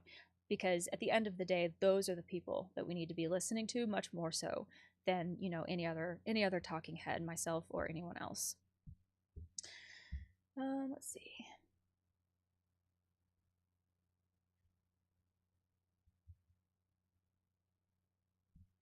food cart said, when Opus Dei tried to recruit me, it was as a young professional paying too much in rent in a large city. I sat next to a supernumerary on a train, and he got me to give a talk at an Opus Dei space after a convo. Yeah, that's how it begins. Young professionals, people in cities, especially around universities. I mean, universities, the Opus Dei presence around any like successful university is pretty apparent if you know where to look, and it's because they're interested in connecting with and developing relationships with, fostering, bringing in these young professionals, bright young people who are going to become the people who are shaping the future of our world. And there's a good reason for that. It's not accidental. There's a very good reason for that. And if you want to know more about sort of Opus Dei's trajectory and history over a broader scale course of time, I would highly recommend Gareth Gore's book Opus, The Cult of Dark Money, Human Trafficking, and Right-Wing Conspiracy Inside the Catholic Church. That came out last year in October. Excellent. You can also go and listen to my interview. Got to have him on and have a conversation with him for the Deep Dive Project, which is awesome. So you can listen to that as well. And then there's a book by a woman who was an Opus Dei numerary. She worked with Escriva personally. Her name was Maria del Carmen Tapia, and she wrote a book called Inside Opus Dei, which you can find pretty much anywhere on Amazon, and I have it linked on my website. But those two books give you really good insight into the development and the history of the organization, how they've moved into various parts of the world, the United States, Latin America, etc. Yeah. For those who want to know, the information is abundant, especially now. We have more and more books being written, more and more people speaking out. There really truly is no excuse for anyone like being blindsided by any of this information. And for those who want to know, the information is there. Happy hunting. So moving right along, this article, I believe, let me see, does it say at was translated, I want to say this was translated from like Polish, but it says, who is Marcin Romanowski? He lives in celibacy, takes the rosary to the border. You didn't know that about politics. So this is about an interesting fellow that I never heard of before, but I want to talk about him now because, well, he lives in celibacy, so you can probably guess where this is going. It says, the echoes of Marcin Romanowski's case are not silent. The politician is still to be arrested. Even an arrest warrant was issued for him, but since December 19th, he has been under the protection of political asylum granted to him in Hungary. On April 2nd, the Prosecutor General's office announced the issue of a European Investigation Order, END, for the politician, who is Romanowski. So I remember when this first happened, or I first saw headlines saying that he fled his country to like seek asylum in Hungary, and it's for reasons that are kind of just like, I think, political, financial. I'd probably get into it here. We'll read about it. But anyway, he has ties to Opus Dei, which was really, really interesting. He fled to a country with a good Opus Dei presence, and now they want to arrest him. So let's read through this a little bit. It says, Marcin Romanowski was born on January 20th, 1976 in Squirlino, I apologize for pronunciations, in the Kuyavian Pomeranian Voivodeship. He graduated from law studies at the Nicholas Copernicus University in Turin and postgraduate studies at the University of Regensburg. He defended his doctorate in Roman law at the University of Cardinal Stefan Wisniewski in Warsaw. Where does Marcin Romanowski currently live? After leaving the country, the politician lived in Budapest, Hungary. According to the arrest warrant issued earlier, he stayed in Poland, mainly in Warsaw and Gilau, a small village in the Bilgoraj Powiat in the Lublin region. He began his political career with a failed attempt to win the mandate of the Warsaw Councillor in 2002. In the following year, he was an expert on the Rewind scandal. Twice, he was an advisor to the Minister of Justice. Romanowski was also the director of the Institute of Justice. He was undersecretary and then state in the Ministry of Justice. So it says, does Marcin Romanowski have a wife and children? The politician is a numerary of the Catholic organization Opus Dei, which means that he undertook to live in celibacy, so nothing is known about his wife and possible children, because they don't exist. Morrison is considered a man with a strong moral backbone. First of all, because he boldly defends his traditional and conservative worldview, which is not what everyone likes. This is not someone who says what others want to hear. He says what he thinks is right, regardless of the consequences. One of his colleagues in Sovereign Poland speaks of Romanowski. Romanowski is a great opponent of LGBTQ+. In the media, he called this community institutionalized deviation. He also boasted that on the Polish-Belarusian border for his homeland, he prayed with the rosary. What a guy. In July, the Sejm granted the prosecutor's office's request and waived the immunity of former Deputy Minister of Justice Marcin Romanowski. 250 out of 434 deputies voted in favor. Opposed were 178 and 6 abstained. The Sejm also gave permission for detention and detention on remand. On Monday, July 15th, ABW officers detained Romanowski in his apartment in Warsaw. His representative informed in the media that the detention was calm, but his client had to undress with officers, which he considered humiliating. Marcin Romanowski is one of the main characters of the so-called Mraza tapes, which are evidence in the ongoing scandal around the Justice Fund. Prosecutors are investigating the matter of the fund's expenses during the time of Zbigniew Ziobro, which were to go to the victims of crime, and according to the arrangements, they were allocated for completely different purposes. So we've got misallocation of funds, and I'm going to guess that that is probably a big part of the reason why he fled.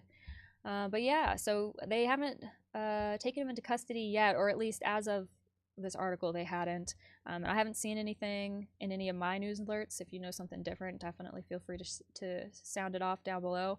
But very interesting situation, and I kind of just watch it with like amusement. I don't have any hot takes or really, other than just to say like, here's another Opus Dei person doing Opus Dei things.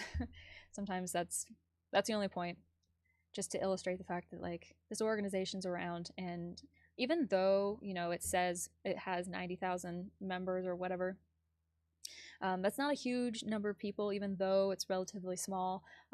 When the people that it has are people like Marcin Romanowski, or like Timothy Bush, or Leonard Leo, or whoever, Javier Milei, then it becomes a little bit more significant. Then it starts to matter. And I think it's perfectly reasonable to question what types of organizations and ventures and ideologies our civil leaders are involved in, or sympathetic to. I think you can tell, because you can tell a lot about a person by what they support and the ideas that they give weight to and the ideologies that they support, either, verbally, publicly, or kind of in the back end via funding and that kind of thing, if you just follow the money. I think it's perfectly reasonable to question and then to be critical of people when they are parts of organizations that are kind of crappy, like Opus Dei.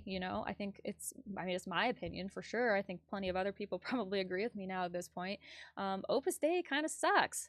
And when you find out that somebody is involved in or connected to that organization, doesn't it make you look at them just a little bit differently? Makes me look at them differently. It makes me question every motive that they've ever had, every action that they've ever taken. That's just me, though. All right, so here's an article. It's supportive of Opus Dei. Nobody can accuse me of not giving airtime to the good stuff about Opus Dei, right? People are always real mad at me because I never talk about the good stuff. This is a failed attempt to malign Opus Dei. This is an op-ed, okay? So this William Donahue thinks that Gareth Gore flubbed the ball, just made a big goof trying to write Opus. And this is what he has to say about it. William writes, Opus Dei is loved by millions of Catholics all over the world for its yeoman efforts in getting Catholics to practice their religion more seriously. Then he says it was founded in 1928 by Escrivá, spiritual home, lay Catholics religious, and the Escrivá was canonized by JP2 in 2002.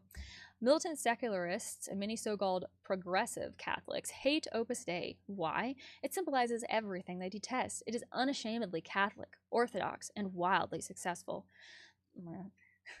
We'll see. The latest effort to trash Opus Dei is a book by Gareth Gore. Opus, like so many who hate the organization, he is caught up in the mystique of Opus Dei. He can't understand why men and women are drawn to an entity that is so deeply religious, especially given the decidedly secular bent of Western civilization. On top of that, he is a sloppy writer. His book is strewn with hyperbole, innuendo, and out-and-out falsehoods, yet he had the audacity to say in an interview that his book is 100% correct. Here are a few examples of his inattention to detail. During a trip to Nicaragua, the Pope refused to let one cardinal kiss his ring because he had disobeyed a papal order.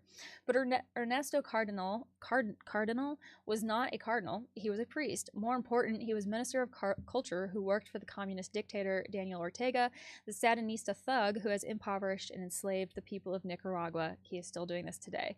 With good reason did JP2 rebuke him. Gore says that Mother Teresa of Calcutta attended the beatification of St. Jose Maria. She did not. Also, when he died, the servants did not have to be awakened in the middle of the night to make preparations. He died in the middle of the day. Blah, blah, blah, blah, blah. There are a few other things. Now, in this William Fellowes defense, what I will say is that I think, did Opus fail to malign Opus Dei? I guess that depends on the opinion of the reader. William Donahue feels like it was a failure. I, on the other hand, feel like it was an excellent attempt to encapsulate what Opus Dei is, illustrate why it's a problem within our society, and present the information in a readable way for the people of this world. That's my opinion. But in William Donahue's defense, what I do see I kind of see where he's coming from to a degree. Don't get mad at me. Gareth Gore made the mistake that a lot of people make when they are not raised Catholic or aren't from a Catholic background. He made some errors in the ways that he referred to certain people, recounted certain events, simply because I think he's not from a Catholic background. He wasn't raised Catholic. He's never been Catholic. He's not lived in that world. So there's a lot of lore that you learn when you are a practicing Catholic that you just kind of have floating around in the back of your head that someone who's not from that environment won't have. So yes, I think that there were a couple of places where Gareth made a couple of errors in the ways that he presented things, phrased things, recounted things. You know, that is what it is. I don't think that that necessarily means the entirety of the book is bunk, of course. But then also, he said here that also when he died, the servants did not have to be awakened in the middle of the night to make preparations. There is a post right now on Opus Dei Exposed. It was posted about a week ago, I think, something like that, where somebody posted sharing a link to an article that was published on Opus Libris, where this person talks about how when it wasn't Escriva who passed away and had people woken up to pray for him in the middle of the night or whatever, it was Escriva's successor, Alvaro del Portillo. So okay, let me pull this up. How am I going to pull this up? I don't have it linked. I should have pulled it up, but I forgot about this. If you go and look at Opus Dei Exposed, you can probably find it. But at any rate, Gareth misreported in Opus that when Escriva died, people in the council were woken up to pray for him. And that is not true. And it's probably because whoever told Gareth that story misremembered it or had heard it incorrectly from their source. And in this article on Opus Libris, it clarifies the entire thing and says that it wasn't Escriva, it was Alvaro del Portillo. And yes, people were woken up, people in the administration or whatever were woken up to pray for him. And this person alleged that it was only the women. It was only the women who were woken up to pray for ADP's soul or whatever when he was like gasping his last breaths. So it's kind of splitting hairs. Technically, yes, in that particular situation, Gareth was incorrect. Technically, you know, it wasn't Escriva, but he got the meat and taters of it right, which is that people were woken up out of the, you know, in the dead of night, it was like 3 o'clock in the morning or something like that, to pray for this dying man's soul. You know, people who are already sleep deprived, people who are already, you know, working their fingers to the bone, trying to keep this entire thing in the air. That was still correct. Like that is still correct. And the meat and taters of Gareth Gore's book as a whole is correct. And it's really, really unfortunate that little details like that were missed, either because Gareth himself didn't know, or his sources didn't know that the information wasn't exactly correct, or whatever, some like misunderstanding just with like because of the fact that Gareth's not Catholic. It's sad that that stuff will detract from the overall value of Opus as a book exposing this organization. Because, you know, people who are looking to be comforted and reassured that Opus Dei is not a malignant force in our world, because, you know, maybe they're seeing things on social media, hearing things in the news, whatever, they'll find articles like this and they'll read this stuff and they'll be like, oh, see, this guy, he doesn't even know what he's talking about. Like, nobody was woken up when Eskrova passed away, and like Mother Teresa didn't even go to his funeral, so like he doesn't even know what he's talking about, you know? Like, that's what will become the narrative, and that's how it'll get spun, and that's unfortunate. So I don't really know what you do about that. I guess my only hope is that if somebody were trying to determine whether or not they should read this book, this wouldn't be the only article that they would read as they're trying to form their opinion. That's all we can hope. But yeah, I wanted to go over it because I thought it was interesting, and again, because it introduces that whole conversation about like the little minor details. You get one or two of those things wrong and they will tear you to shreds over the entirety of your message. I mean, that kind of happened to me again with that whole Project 2025 video, because I mispronounced Leonard Leo's first name, I mispronounced the Koch brothers' last name, and a couple of other things. You know, in my defense, I'd never heard of these people before getting into all of this and learning about how all of this stuff ties into like the politics of my country and everything. I learned about all of these people relatively recently in the like lifespan of or history of my life. And so I got those things wrong, and people eviscerated me for it in the comments of that video, even though, regardless of whether or not I was mispronouncing Leonard's name, the things that Leonard is doing are still the things that Leonard is doing. So, yeah, it sucks. It's something that I feel like every single writer, journalist, anyone who puts like their neck out with information, eventually somebody's going to come along and try to cut you down for size over a detail that you got wrong or something like that, just to discredit anything else that you're saying. And you know what? I guess if people want to do that, that's fine. If that's how people, if there are people who want to engage with information and with the world in that way, that's fine. I guess I don't really want those kind of people around me or in my orbit anyway, so like it's no real loss. But it is interesting, and it happens all the time, and this is a perfect example of that. If you have read Opus, you'll have to let me know in the chat what you thought of it. I am probably going to reread it at some point this year, just because there's so much information in there that I think I could go through it a second time and it'd be like reading a whole new book.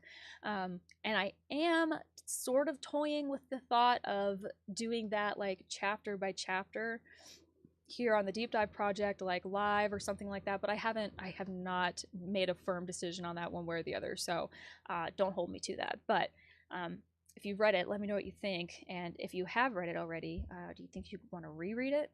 It's just, there's a ton in there. Alrighty, so moving along. I want to wrap up around 4 or so we got to keep booking it. So this is from The Medium. It was published April 9th. Leo Billionaires Colonizing DC's Catholic University of America. And it has a nice little image. It's from a Facebook post. It's from the Napa Institute in Washington, D.C., so they're getting established, just like Tim Bush said they would. Napa Institute is dedicated to building relationships through the year that help the church and her mission. Last night, we brought together a tremendous group of priests and laity for a night of fraternity, discussion, and great food. Special thank you to Archbishop Timothy Broglio for joining us. ...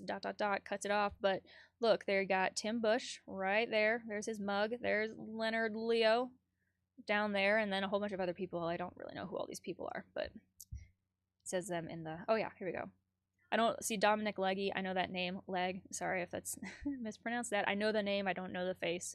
But yeah, all these people got together in Washington, D.C., had a nice little dinner, and let's read about it. The announcement April 7th that the right-wing Catholic influencer Bishop Robert Barron will speak at Catholic University of America's commencement May 17th, 2025, was just the latest sign of the anti-Francis far-right colonization at the Catholic University of America. Unlike Georgetown, which is currently under attack by Trump, CUA has always been conservative. At a time when 8.4 cradle Catholics leave the church for every convert who crosses the Tiber, the deeply in-debt CUA has sold its soul to Team Leonard Leo billionaires. From selling the naming rights of the Catholic Business School to Tim Bush and Leonard Leo endowing a law chair to the purging of Franciscans in the campus faith office, Catholic has made a hard MAGA turn. National Catholic Reporter by John Gehring, December 12, 2022. This story is more than 2 years old, but there has been zero additional investigation or follow by the Washington Post, New York Times, or other DC mainstream media. And it was, Leonard Leo has reshaped the Supreme Court. Is he reshaping the Catholic University too? And I remember when that article came out. I may have even posted it on the Deep Dive Project Instagram page. 1. Leonard Leo has helped the cash-strapped school raise more than $20 million. 2. Leo sits on the Tim Bush Business School Board of Visitors. 3. Leo chairs Academic Affairs Committee overseeing faculty and recommending tenure. 4. The current and former CUA president will serve or served on Becket Fund Board. 5. Leo served with Robbie George on Ethics and Public Policy Center. 6. George is a Heritage Foundation trustee who participated in hiring Opus Dei Kevin Roberts to honcho Project 2025. Leo endows his own originalism chair at Catholic Law School. If Catholics approached the Bible the way these originalists view the Constitution, we would be fundamentalists, says one Catholic detractor. CUA began its turn from respected conservative Catholic academic to MAGA right a few years before Trump was elected in 2016. The battle over Catholic identity at Catholic University of America, that was reported. Tim Bush began putting down roots in D.C. It says Catholic Conservative Napa Institute's profile grows in Washington, D.C. Playing God by Mary Jo McConaughey details the right turn of the U.S. Conference of Catholic Bishops located across the street from CUA. Bishop Robert Barron, a very popular influencer in the Catholic right, is giving CUA commencement address on May 17th. Bishop Barron attacks Politico journalist Heidi Przybyla for her reporting on Leonard Leo. He is the most prominent of several Catholic outlets in an orchestrated pile-on of the award-winning reporter. It says Politico journalist targeted by U.S. Catholic Bishop and Leonard Leo. Bishop Barron is not a friend of Pope Francis. According to Pew polling, 75% of U.S. Catholics support Pope Francis, just 25% of his inclusive outreach efforts in ministry. Catholic University has extensive money problems. Here's a headline that says, Catholic University of America facing $30 million deficit. Like many universities nationwide, Catholic University faces financial pressures that require decisive action. And that probably is the entire reason for the change, right? Because money talks. For every convert to Catholicism in America, 8.4 cradle Catholics leave. Dominicans and Dominic Legge have played a big role in the CUA shift MAGA right. Opus Dei recognized Legge and the Dominicans in October, giving them the D.C. K Street Opus Dei Award, the Thomistic Institute to receive John Paul II New Evangelization Award. J.D. Vance credits Dominic Legge for playing an important role in his conversion to Napa Opus Dei Catholicism. So there's the tie. At Tim Bush's Napa Conference 2021, JD says Dominic Legge was the first priest he spoke with about becoming Catholic. That's at minute 326 in this video. Tim Bush, openly Opus Dei, donates $15 million to CUA for naming rights to CUA Business School. The deal was brokered by Leonard Leo, who sits on the board of the DC Opus Dei Center. Leonard Leo endows a law chair at the Catholic University. Becket Fund, Robert Neal, Leonard Leo are both Becket Fund alumni. Franciscans ran the Catholic U campus ministry for 15 years, but were pushed out by Opus Dei adjacent Dominicans, seen dining with Leo and Bush in the Napa photo above. In the summer of 2022, the Franciscans were purged for being too aligned with Pope Francis' social gospel theology, according to one former campus ministry employee. Woof. So you can find this article and all of the other articles that are linked within it down below if you care to start pulling at any one of these threads. Just thought that that was really, really interesting because it kind of connects everybody, including some of the people that I have been paying attention to for quite some time. And it's weird to see the way things have turned out. I never could have predicted it 6 years ago. All right, this is from InfoBay in Spain. Opus seeks 1.6 million in donations to restore an 18th century basilica that sinks because neither the Vatican nor the administrations collaborate. The Pontifical Basilica of St. Michael, owned by the Vatican and managed by Opus, begins urgent work in September. It needs 3 million and has raised 1.4 million. The rector regrets that neither the Holy See nor the public administrations have collaborated in maintaining a unique building in the Italian Baroque. This same Wednesday, rubble has been removed from the roof since the last rains have caused new damage. He resignedly points out, this is Pius Santiago, rector since last October of the Pontifical Basilica of San Miguel, a jewel of the Italian Baroque in the heart of Madrid that takes time with metal reinforcements and nets to prevent landslides. And is that the church, finished in the 18th century, does not go through its best moment. 13 years ago, the first negative report from the city council on its status came, but now repairs are urgent. The basilica cannot sink, points out the rector, exaggerating the situation a little, but without wanting to downplay the current state of the property. So, Opus Dei has managed the basilica since 1959, launched a crowdfunding campaign months ago to try to raise 2.66 million and carry out restoration works on the facades and roofs. We can no longer wait. Work must begin urgently in September, explains the rector to InfoBay Spain. Although the website is not up to date, it says 1.1 million has been raised when in fact there are already 1.4. The campaign still stands. So, they just thought that it was interesting. There are a few Opus Dei real estate issues that are kind of playing out across different places. There's a big church that people have been squabbling over. There's this now. Basically, properties that Opus Dei has managed, they're selling or trying to get funding for or being told that they need to give up. And regardless of what the situation is, Opus Dei doesn't really seem to be super happy with anything that has happened. And I would have to imagine it's probably because TBH, they just don't have the funds to do what they want to do. And the funds are not coming in as they have in the past.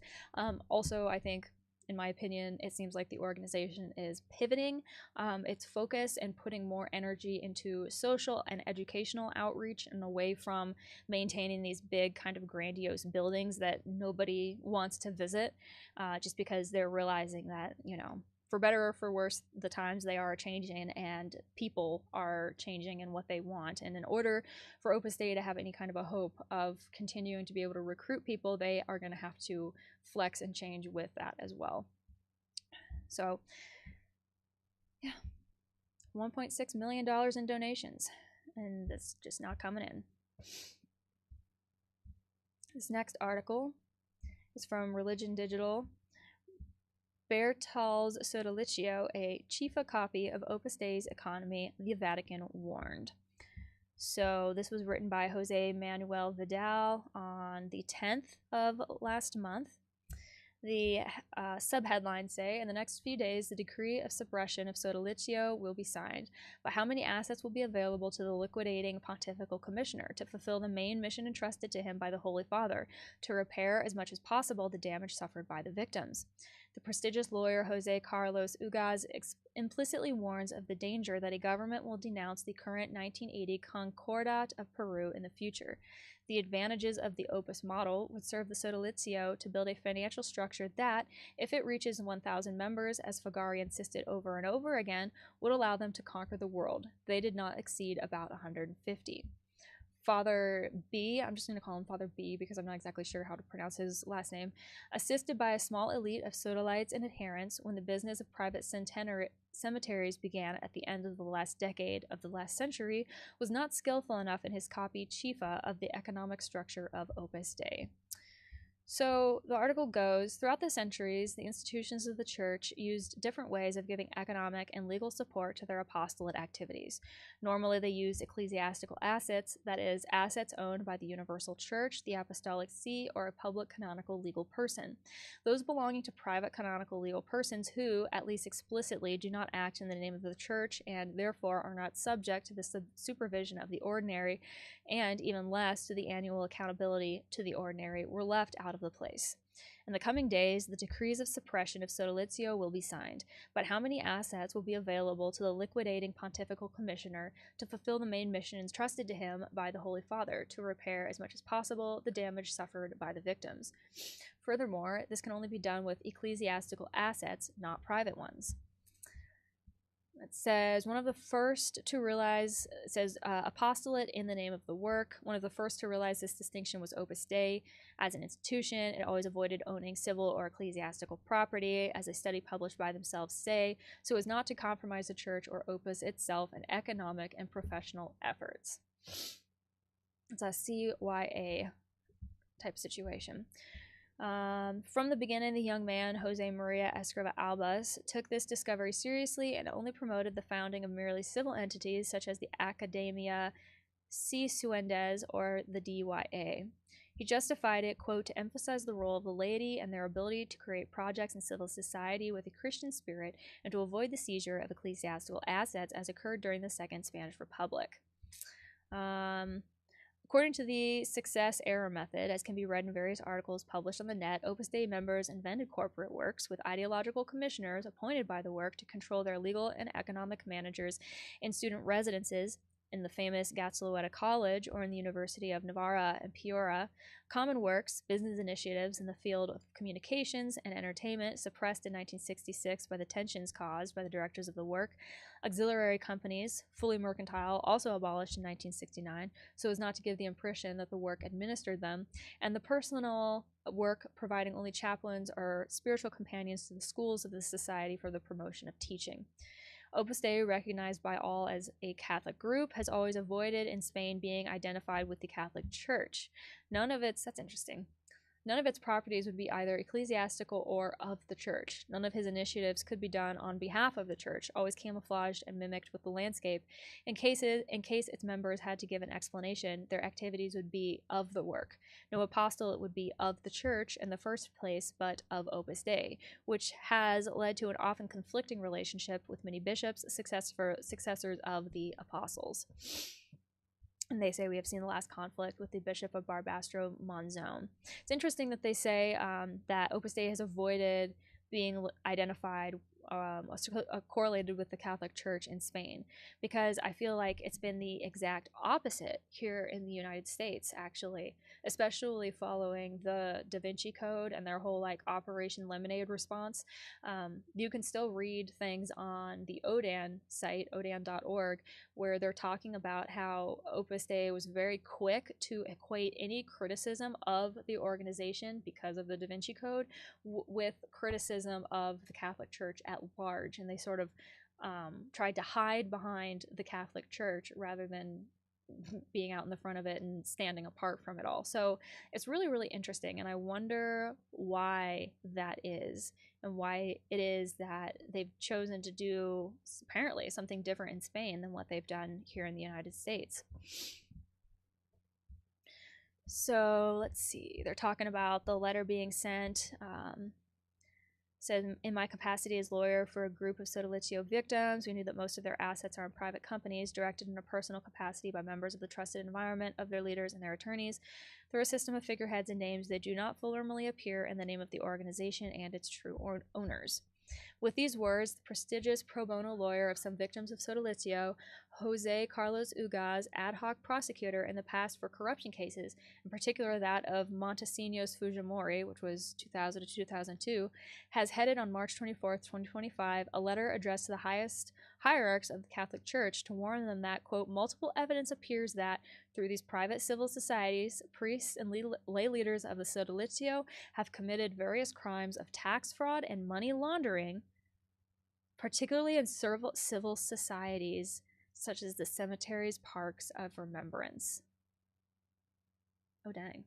On the other hand, this jurist implicitly warns of the danger that a government will denounce the current 1980 Concordat of Peru in the future, used to make the cemetery business viable, helped by 4 offshore companies, some as civil and canonical society, also from the Sodalizio. So the Sodalizio, in addition to some other things, is potentially being accused of money laundering.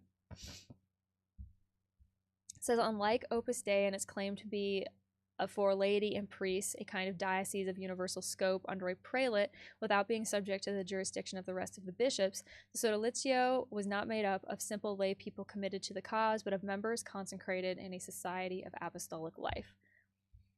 So it's just kind of a different flavor of the same thing, is sort of what it feels to me. And they keep calling it a Chifa copy of Opus Dei. Chifa, like cheap, maybe?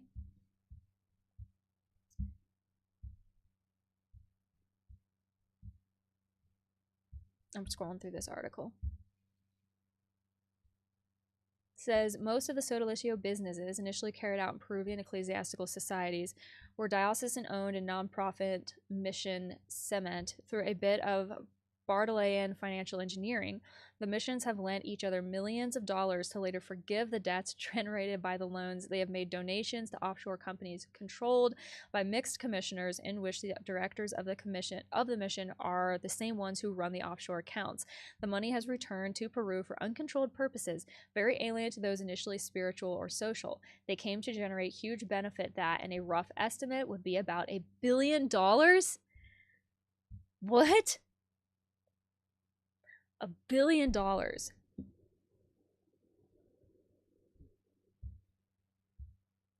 says, find the 7 differences and win. The Sodalizio generated its business not in Spain, a country with a slightly more evolved rule of law, but in Peru with lower standards of democratic equality. But nobody was surprised that in the Valkyrie operation, it was discovered that the lawyer for Sodalizio, Huyan, had been directly involved in the corruption plot of the former state attorney general Patricia Benavides. Furthermore, Father B's economic hardcore, unlike Opus Dei, not only did not operate in a country with higher anti-corruption standards such as Spain, but was never controlled by the leaders' officers of the Sodalizio. Maintained by B as a high-born and low-bed darling, as the song would say, they always laughed at his generous protector. Never the vicious Fagari, the regal cover-up, the evasive Moroni, or the superficial former gang member Correa were interested in the least by the origin of the wealth that, without modesty, Father B with more and more greed. The true power in the shade had always been this priest, assisted by his sloppy, legally cut, such as Gonzalez Flores, Aria Alcantara, man, they're naming people, Percy Garcia, Cavaro, or Willie Ackerman, and covered by the journalist Alejandro Bermudez in the media. If Opus Dei has had a founder who has been able to be raised to the altars and enter the calendar among other Catholic saints, the Sodalizio could not avoid knowing that its founder, its first vicar, and many others were real criminals whose only calendar to upload was porn. Wow, the priestly prelature of Opus Dei has been an effective moral police, although unlike the priests of the Sodalizio, she has always stayed away from the vile metal, which only dirtied the hands of her faithful numeraries and lay supernumeraries. By converse, some priests of the Sodalizio, such as Bishop Jose Antonio Ujaran, former Archbishop of Piura, or the 2 Reverend Len, have been up to their ears in all of the most important financial decisions. On the contrary, some of his laity were those who, even sucking on the communications of their brothers or relatives, as Mons K. Schmalhassan denounced, referring to Erwin Schuch, criminally exercised police control on the sect. I'm sorry that some of this is hard to understand. Again, the translation from language of origin to English is sometimes just not pretty. It says, in addition to abuses of authority, conscience, and spirituality, among them preventing the intellectual projection of its members, Sodalizio shone with physical and sexual abuse with the consequent reputational crisis for B's business. It says, Opus, fearful of revolutionary guerrilla seizures, never wanted to have ecclesial assets. Not so the Sodalizio, which, although fearful of seizures by the hierarchy, reasons among others for the constitution of the trust, Acres Investment, in the hands of the Lima mayor of Opus Dei, Rafael Lopez Aliaga. Oh, I didn't know that. has had ecclesial assets to circumvent the payment of taxes. So much for the separation of church and state, right? Finally, Opus Dei, despite its proverbial arrogance, would never have allowed itself to challenge Vatican justice head-on, specifically the Holy Father. Yeah, they're usually pretty, like, low-key about it. At least they have been recently with the stuff that Pope Francis had put out, the motu proprios and everything. So the rest of this article just outlines these differences. It says definitely all these soda lovers, that's what a good friend of mine from Lima calls them, that attack Bartomeu live in a dystopian reality made of hitman journalists and rubber fetuses in the hands of operated Barbies that celebrate express nullities. Wow, what a sentence. While the sodalizio is dying, and with them the acolytes of infamy and iniquity, Father B, together with his faithful Hudad, rests without peace. This is an awesome article. I am planning on doing a standalone deep dive into Sodalizio just because of its similarities to Opus Dei and the fact that there are people who had an impact on Sodalizio who were also connected to Opus Dei, or like, you know, there was some like cross-contamination there a little bit.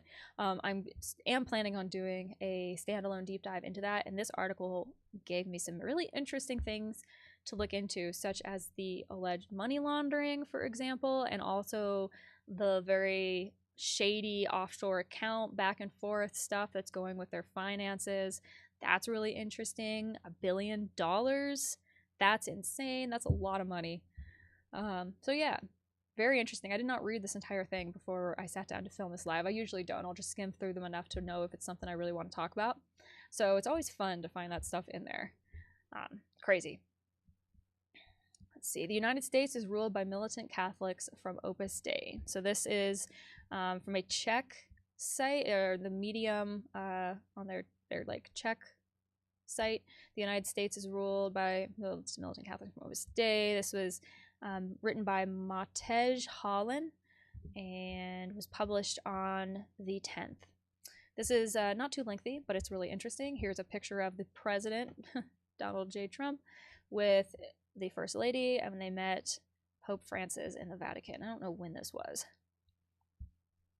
Obviously, I think it was a little while ago because Pope Francis looks like he's in pretty good health. But it says the story of the union on the one hand of the evangelical, but on the other Catholic radicals from Opus Dei and their efforts to implement the 2025 project, the Holy War, and the fight against the Vatican. So again, this is from the Medium's like Czech site, I guess in Poland or Czechoslovakia, but it's talking about U.S. affairs, which again, like I said earlier, I am always so interested in reading perspectives of U.S. stuff from news sources that are based outside of the US, because sometimes you'll start to pick up on some things that you're not really hearing in the mainstream media so much, which I think the mainstream United States media, I should say, which I think is always interesting. But anyway, they write, J.D. Vance, the Vice President of the United States of America. Even now, after 2 months, by far the most prominent vice president ever sat there. One would like to say that perhaps more than the president. And also the envoy of the Catholic organization Opus Dei, which mentors the whole Project 2025, a 900-page timetable for Trumpism, which is to dig through the United States from the ground up and destroy liberal democracy. You may have noticed the anomaly, even though it wouldn't have to mean anything in itself. Although Catholics in the United States are in a significant minority, the representation in the Trump administration is significant. The Catholic is wrestler Linda McMahon, who is seated by Trump at the Ministry of Education with an official assignment to cancel it. The Catholic Elise Stefanik, ambassador to the UN, is the same, where we know Trump's assignment too. It's also Secretary of State Marco Rubio and Secretary of Transportation Sean Duffy, as well as new CIA Director John Ratcliffe, a Republican, one of Trump's most loyal advocates, willingly spreading disinformation in support of him, and Trump's first mandate's FBI Director, and chief author of the Project 2025 Intelligence Reform section. And just J.D. Vance. Vance is a convert, visually and religiously. He previously wrote that Trump is like Hitler to become, after Peter Thiel's intervention, probably the most influential ideologue of the Trump regime, Trump's most loyal supporter ever. Yeah, it's really funny. J.D. Vance, back in the day when he was like first starting to step out and like do media appearances and talk and be in politics and stuff, he was not like a pro-Trump guy. So it's been really interesting to see how the turns have tabled. He also became a staunch Catholic to oversee the implementation of the 2025 project written by the Heritage Foundation. Opus Dei, a structure built for decades within the Catholic Church during its existence and the recruitment of new sheep, which they recruit and commit in priestly seminaries, and Catholic schools, has swelled considerably and is very strong. Many of Master Leonard's ciphers know it, where it is proposed in literary fiction as an age-old struggle within the Church. But in some cases, it is quite accurate. For example, furious self-whipping is not a fabrication. The founder of Opus Dei vehemently practiced it. This group disagrees with almost everything new and strives to bring the church liturgy, the Catholic teachings, and the whole world back together. He also cultivates the cult of the personality of the founder, the Spanish priest Jose Maria Escrivá de Balaguer, and has several other strongly sectarian features, forced loyalty to the assigned spiritual leader, etc. Its roots must be sought in Spain, where it provided the religious foundations for Franco's fascist regime, and it also exported these tendencies to Latin America. Pope Francis, who comes from Latin America and knows the organization so well, has recently tried to face it, aware of their American goals. He changed some church internal affairs, transfer from the dicasteria for the bishops to the powers of the dicastery for clergy, but the organization is too strong and thoughtfully built in the long run to shake it more, and as is usual in the church, it all fits into mysterious words about charisma protection.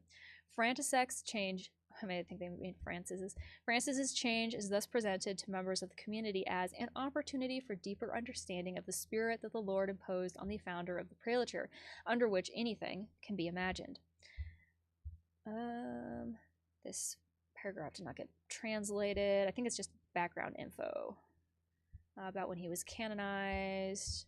Then they say their goal is for the United States to become the hard conservative country where the world of order will be again, and women and others will know their place. Their fingers are so long that they can get their people in the U.S. Supreme Court to influence key decisions in the direction they need. The key person in this is lawyer Leonard Leo, whom Opus Dei thanks their father. They gradually attracted Panula and put him in charge of a very influential Catholic Information Center. Like Panula, Leo became a bridge connecting prelature with important people in Capitol Hill.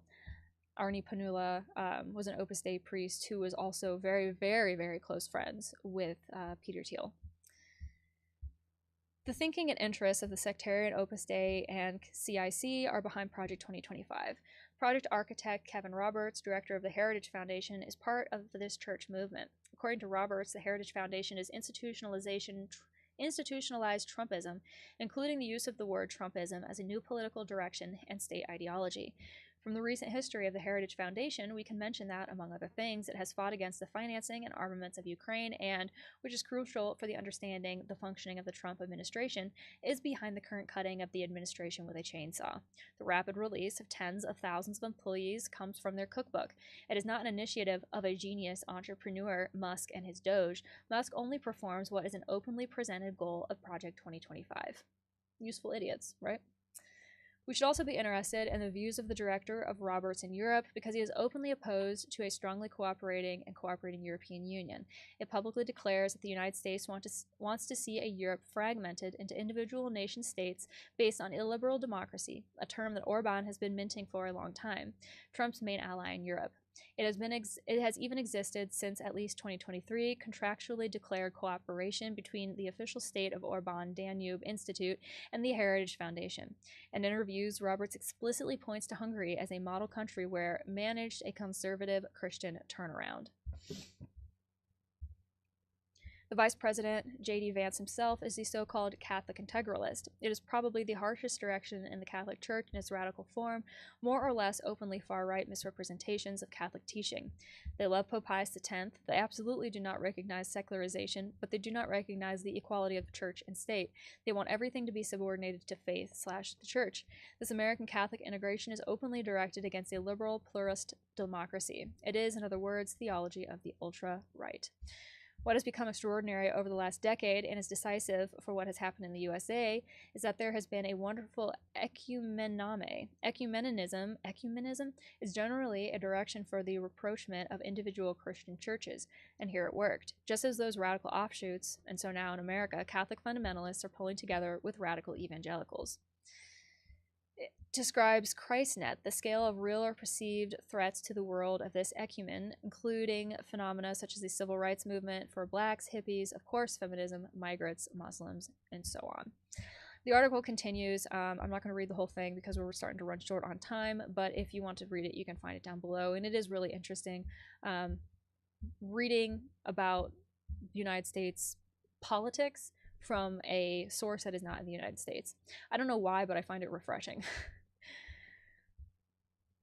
All right, so we got some more from Paula here. Before we get into it, we got, after this article, we have 1, 2, 3, 4, 5 to get through. So we're going to be cooking along.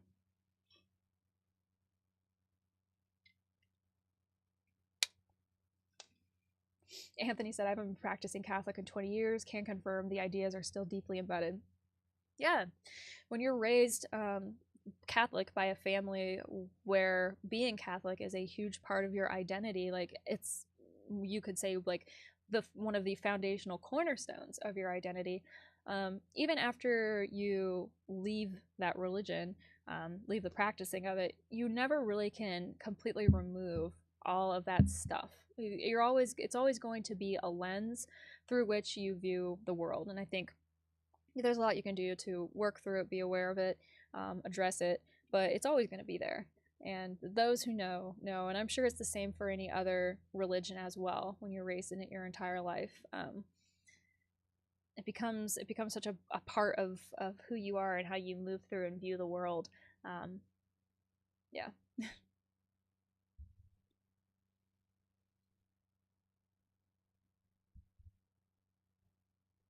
Food Cart said, finished Opus the day before the Pope died. While I was riding the same train, I met the Opus Dei recruiter on years ago. It's great. I experienced the weirdest Catholicism-related 24-hour emotional swing. Yeah. Yeah, and I'm glad to echo Michael's sentiment, Food Cart. I am glad that you have Opus Dei behind you.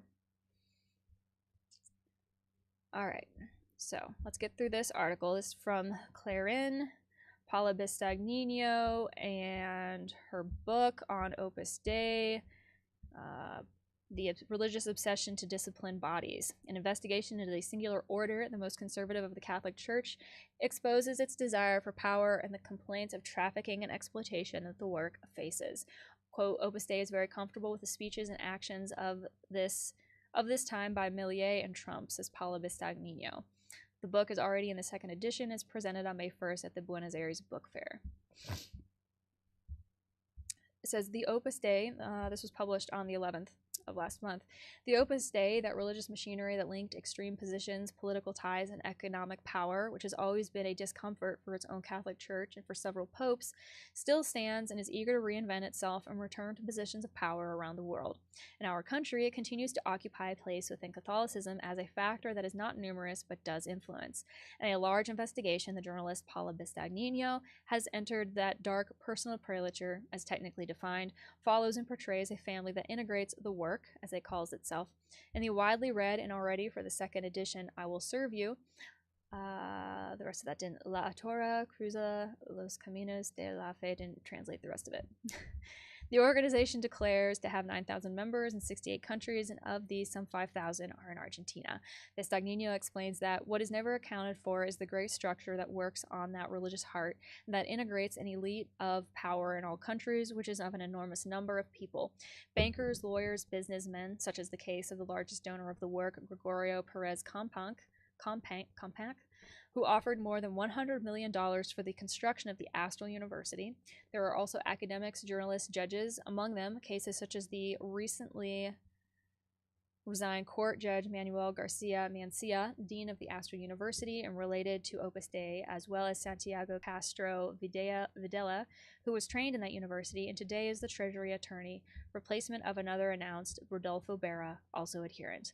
I grew up in beautiful View, Greater Buenos Aires, in the 80s, and there was talk of Opus Dei in large families, of a lot of money, being very conservative. At 12, 13 years old, I found out from an aunt about the existence of a maid school to work in the homes of the families of Opus Dei. After several years, I reconnected with the subject as a journalist. Soon after, it became known the judicial complaint of 42 women from these schools and that they had been subjected to servitude and whose denunciation today shakes the walls of the Vatican. The researcher draws an axis to tell the great story of Opus Dei, and that's the one with the Giannoli Ganza family of Uruguayan origin, but with ramifications in our country. In 1954, Maria Elena and her daughter Alina landed in Buenos Aires, who entered the obra as a numerary, a hierarchical category at the top of the organization's pyramid. The material legacy of this whole family is a subject of legal disputes because there is a tradition of leaving complete inheritances for the benefit of Opus, which has given it economic power throughout the world. In this case, family resistance brought the case to justice. It is around this plot that many others are developed, and that mix with Argentina's own history. So, Paula Bistagnino took the story of a family to tell the intriguing and complex dark background that is Opus Dei. There is a metaphor with which Opus Dei explains the vision, maintains the author of the book, in a bar in Parque Lizama. Quote, society is like a mountain. To dominate it, you have to reach the top, and from there, melt the snow towards the base. A spillover effect of religious ideology. Almost a century after his birth, in 2028, he turns 100, so Opus Dei is in crisis regarding the most religious and conservative heart of those members who live with rules of self-flagellation, celibacy, confinement, and so on. But the fabric of power, social, and political influence is still as or more alive than ever. It continues to support a power structure that is the most important thing in Opus Dei. Opus Dei has a religious core of members and then a powerful machinery around it involving universities, economic, political, and judicial elites. At present, they are at a particular moment because they have a dispute with the Vatican, with Pope Francis, and are hacked by the complaint, perhaps the most important that they have had in these almost 100 years of history, trafficking in women for domestic services. Bergoglio is a Jesuit, and that order has had a historical rivalry with Opus Dei since its birth in Spain in 1928. With Francoism, they get the approval of the Spanish Church. Then its founder, Jose Maria Escriva de Balaguer, travels to Rome and achieves empowerment. Jesuits have a contrary view of how the Church should function, how the Christian community is armed. For Opus, it is built from top to bottom with a class gaze of an elite that descends and spills on the bases. And for the Jesuits, the Church rises from the bases. So here's her book, Te Servire, I Will Serve You. I hope that someday it gets translated into English, or what should really happen, I hope that my Spanish language learning becomes advanced enough that I'm able to read this kind of literature in its original Spanish. That would be a dream come true. That's what I'm working towards. But if you're in a country, or if you speak Spanish, you're in a country, you can get this book. Please do support Paula's hard work and her journalism. Anyway, reading on, Opus Dei arrived in Argentina and Chile in the 1950s. They were installed, and one of the first moments in which they gained power is with the Onganía dictatorship, when it granted them state money to manage the maid schools. Lanusse donates a quarter-block lot to them in Recoleta, where they built their main headquarters with a subsidy that Jorge Rafael Videla then gives them by decree. In that period, there is an important entry of numerary members, while having more access to direct power. And then she's asked, in the 90s, some known names are also evident, right? And she says, yes, there is an important income of law students from the Austro University and the judiciary through Rodolfo Berra, thanks to an internship system. Barra claimed to be a cooperator of the work, and Gustavo Belize, a follower of the teachings of Jose Maria Escriva de Balaguer, as Francisco Truso, ambassador to the Vatican. The former judge of the court, Antonio Boganio, became a supernumerary. Here are some of those lovely ladies that are attempting to get justice for themselves now. I love this picture. How did the scandal that caused the spread of the fact that they were exploited women working in the homes of members of the organization for free and without any rights impact the Opus? Some former Opus members I was able to speak to told me, you have to look at the economic structure of Opus, because what would screw them the most is that those secrets be revealed when they say they are poor. However, I think that nothing was as hard for the organization as the complaint of these women for various reasons.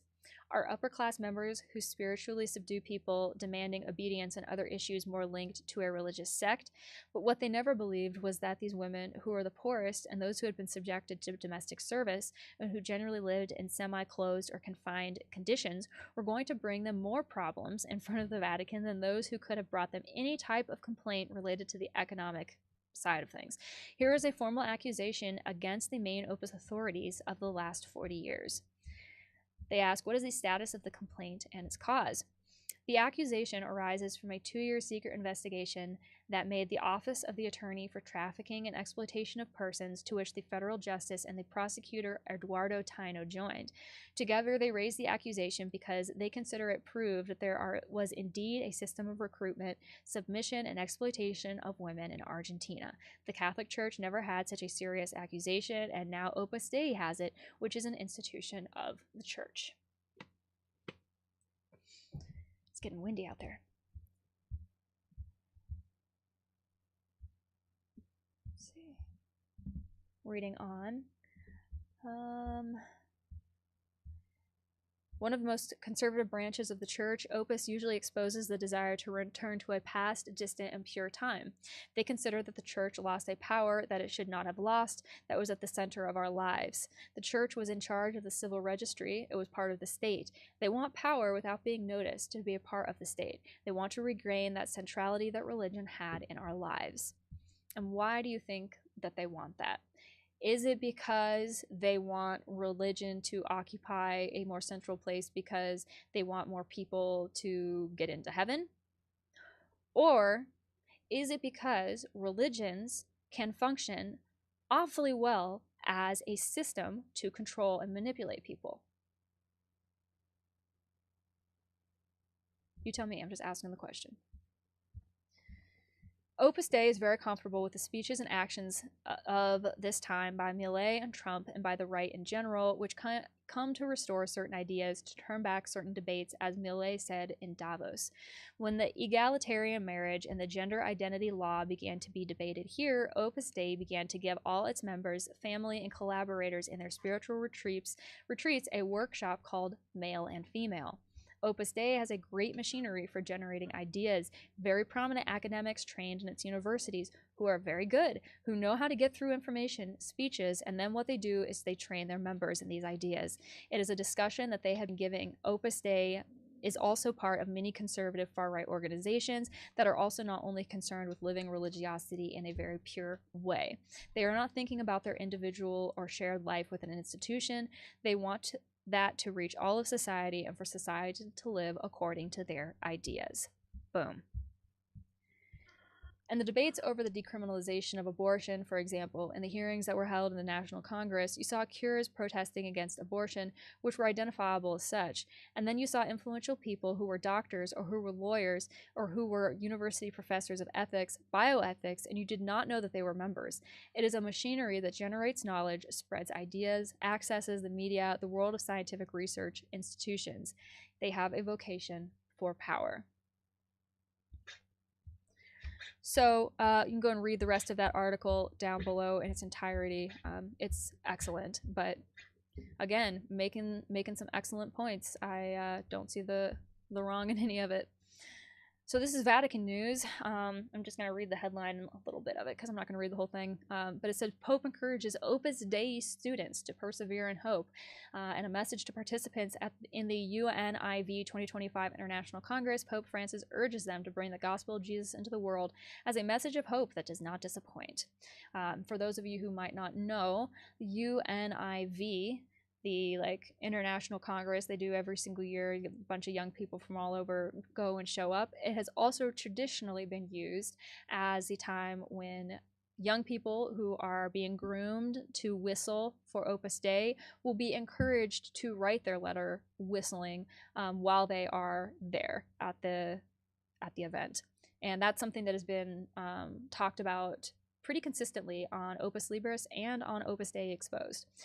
So I thought that was interesting. I also thought the headline was interesting in light of everything, especially with what Francis was trying to do, allegedly, question mark, with Opus Dei. Now he's dead, of course, so who knows what's going to happen. But all right, this is from The Guardian. This is exciting because this is a Western English-speaking media outlet. The Guardian is pretty widely read and I think still relatively respected, and they are carrying a story about Opus Dei. This was published on the 14th of April. And the headline says, I became like a slave. Why 43 women are suing the secretive Opus Dei Catholic group in Argentina. Lured by promises of an education, but allegedly trapped in servitude and self-mortification, the former members are suing the ultra-conservative organization over their exploitation and abuse. This was written by Harriet Barber in Buenos Aires. Unfortunately, let's see, I'll do it later. Well, okay, good. I've been running into a lot of paywalls here recently with these news articles. Things will get delivered to my inbox with a really interesting headline. I'll go to try to read it. There's a paywall, so I thought I was about to get another one. But this was written by Harriet Barber, like I said, Buenos Aires, 14th of April. It says, the first item Opus Dei gave 12-year-old Andrea Martinez was a pink dress. The second was a schedule that detailed every task for every minute of her day. Then, when she was 16, she was given a silis, a spiked metal chain to wear around her thigh, and a whip.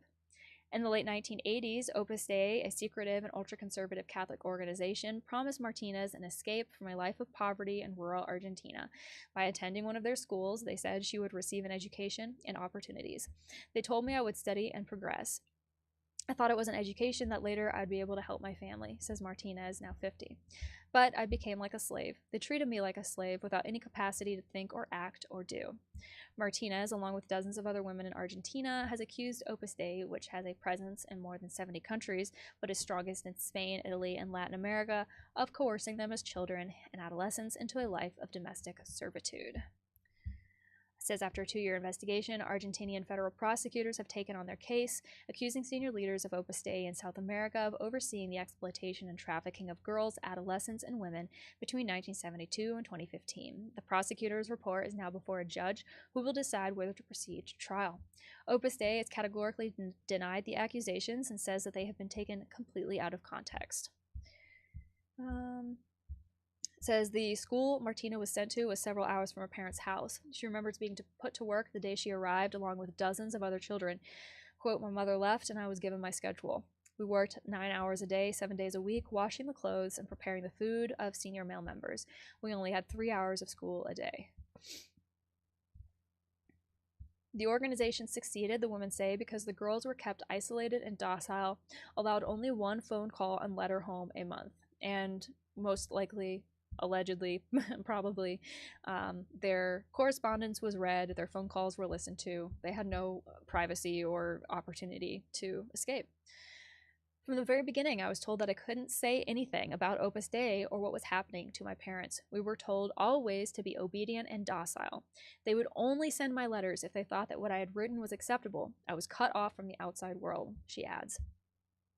Sebastian Sal, the woman's lawyer, alleges that the vocational schools were a seedbed for Opus Dei. They tried to keep them like little children, Sal says. They justify all of this by saying that it is a decision from God. The ultimate scapegoat. Let's see.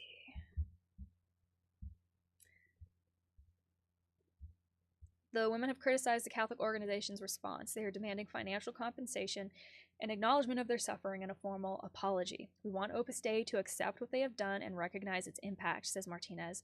Today, Martinez is studying psychology, while Delgado, another former member, has recently completed secondary school, only 40 years late, she says. Carraro has married and has a teenage daughter. She says meeting the other 42 women has brought her peace. At last, she says, I'm free.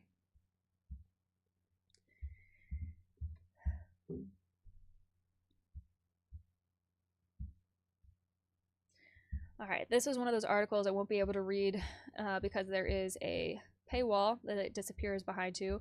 This is Diario de Navarra, though, and the headline, this is one of those fluff pieces that I mentioned earlier in the stream about that new, this is the new priest of Opus Dei, let's see, lived in Finland. Yeah, he's in Finland, not Iceland. Did I say Iceland? Crap, I think I was saying Iceland all over the place. I think it's Finland, but at any rate, in Scandinavia, he's been up there, he's written a book, he's done a bunch of interviews talking about what he's doing up there. Now he's in this little article saying, I've bathed in the Arctic and celebrated Mass in the North Cape. And it's just like, okay. I just thought it was a weird headline. I've bathed in the Arctic and celebrated Mass in the North Cape. 2025 is the year the Catholic Church starts advocating cold plunges. All right, second to last article here. It has once again been proven that some do harm to others in the name of God. I think this is also from a Czech site. It says it's very hard to see that, but that again, just that light came, that former members of a religious sect, this time the Spanish Opus Dei, faced not only being deceived in the name of God, but being exploited and essentially enslaved. The much-sponsored Opus Dei was founded in Spain, and its founder has since been consecrated a saint. Perhaps it is known that this organization has countless, very influential members worldwide, which is explained by the fact that it is very rare for someone to be a member of this organization as a poor, unknown person. It is very rare. Opus Dei typically likes to know rich, influential people among its members, as these people can have a much more serious influence not only on political affairs, but also... I lost my place. but also essentially on the processes that prevail in the world. But obviously, they're not just looking for rich or influential people, for there's also a need for servants who are vulnerable and poor enough to be able to take on almost anything in exchange for all kinds of promises. So, in the Guardian article and in this article, which is from a Czech site, you see discussion about what is happening, this case in Latin America with these 43 former members and the Argentine federal authorities. It's starting to gain more attention. It's starting to get more press, and I wanted to highlight that because I think that's a good thing. I think that's important, especially for the Guardian. To have finally picked it up, I mean, I feel like the Guardian's kind of dragging its feet, honestly, considering the fact that there has been pretty substantial media coming out from like the AP and the Financial Times and a host of well-respected Latin news sites about this situation. I feel like the Guardian in the US has been really quiet on it, which is weird. We won't get into speculations as to why that might be, but since it is finally starting to enter more of the mainstream conversation, I wanted to highlight that. And also, I mean, I haven't done a comprehensive search. I need to like sit down and actually look back and see how many times North American publications have talked about this issue since it hit like the headlines back in 2022. But I feel like, this is just my feeling, my perspective, I feel like there really hasn't been a lot from North American publications. All right, last but not least, this was actually sent to me by a subscriber, which I really, really appreciate. It slipped by me in my news alerts or didn't pop up for whatever reason. So thank you for sending this my way, and feel free to always send me articles. You can send them to me in my DMs on Instagram if you follow me there, on X, or really wherever. In the comments of a video will work just fine too, but I appreciate it. In the headline, this is from Crux Now. Cardinals discuss abuse while prelate sanctioned for it joins meetings. So this is about the sanctioned Cardinal Cipriani, Juan Luis Cipriani. We've been talking about him since the new year, about the fact that he was told to leave Lima, Peru, and never return. It's been a whole ongoing thing because of impropriety, allegations of abuse, you know, the whole 9 yards.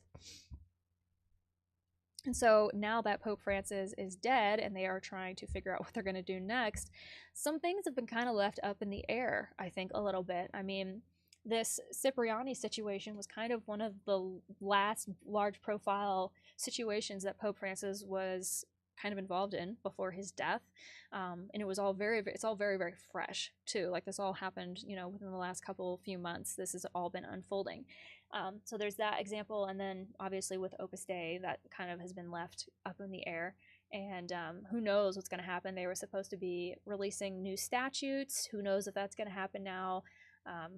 Yeah, who knows? But this article here, coming from Rome, written by Elise Ann Allen, says as cardinals meet in Rome ahead of a conclave to elect the next pope, a Peruvian cardinal accused of sexual abuse and whose ministry was restricted by Pope Francis has joined private meetings with his fellow Red Hatters. Vatican spokesman Matteo Bruni said April 28th that during a morning session of pre-conclave general congregations that day, cardinals discussed issues of relevance for the future of the church. These topics, he said, included the relationship with the modern world and some challenges that are highlighted, such as evangelization, relations with other faiths, and the issue of abuse. They spoke about the qualities the new pontiff will have to possess in order to respond to these challenges. The discussion on abuse and who will be up to the task of credibly tackling it by the roughly 180 cardinals present, over 100 of whom are eligible to vote in the conclave, came the day after a cardinal who had been sanctioned by Pope Francis for sexual abuse had been seen at a public event with his fellow prelates paying homage to the late pontiff, and after he was seen leaving the hall where the meetings are taking place. So it says Peruvian Cardinal Juan Luis Cipriani, 81, is the former Archbishop of Lima and for decades was a towering right-wing personality in the church in Latin America.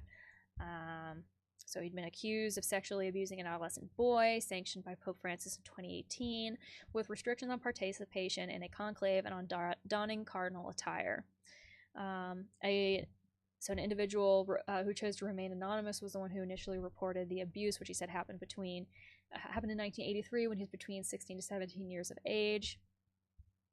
A previous complaint had come against Cipriani in 2002. So there is a history there, and regardless of all of this, though, he's currently in Rome and was seen visiting Pope Francis while laying in state, and at an April 27th Vespers service in the Basilica of St. Mary Major, where Francis is buried after visiting his tomb. He was also seen leaving the hall, so, like, the guy is running around all over the place. Here's a picture of him, wearing his, like, cardinal attire and everything. After news of the allegations against Cipriani went public in January, they confirmed the restrictions on Cipriani's ministry to media. The cardinals imposed a penal precept with some disciplinary measures in 2019, and these were related to his public activity, place of residence, and use of insignia. And Bruni at the time clarified that the restrictions appear to still be in force, even though Cipriani has repeatedly denied these allegations, calling them completely false, saying that he's innocent, blah, blah, blah. Pope Francis apparently wasn't convinced.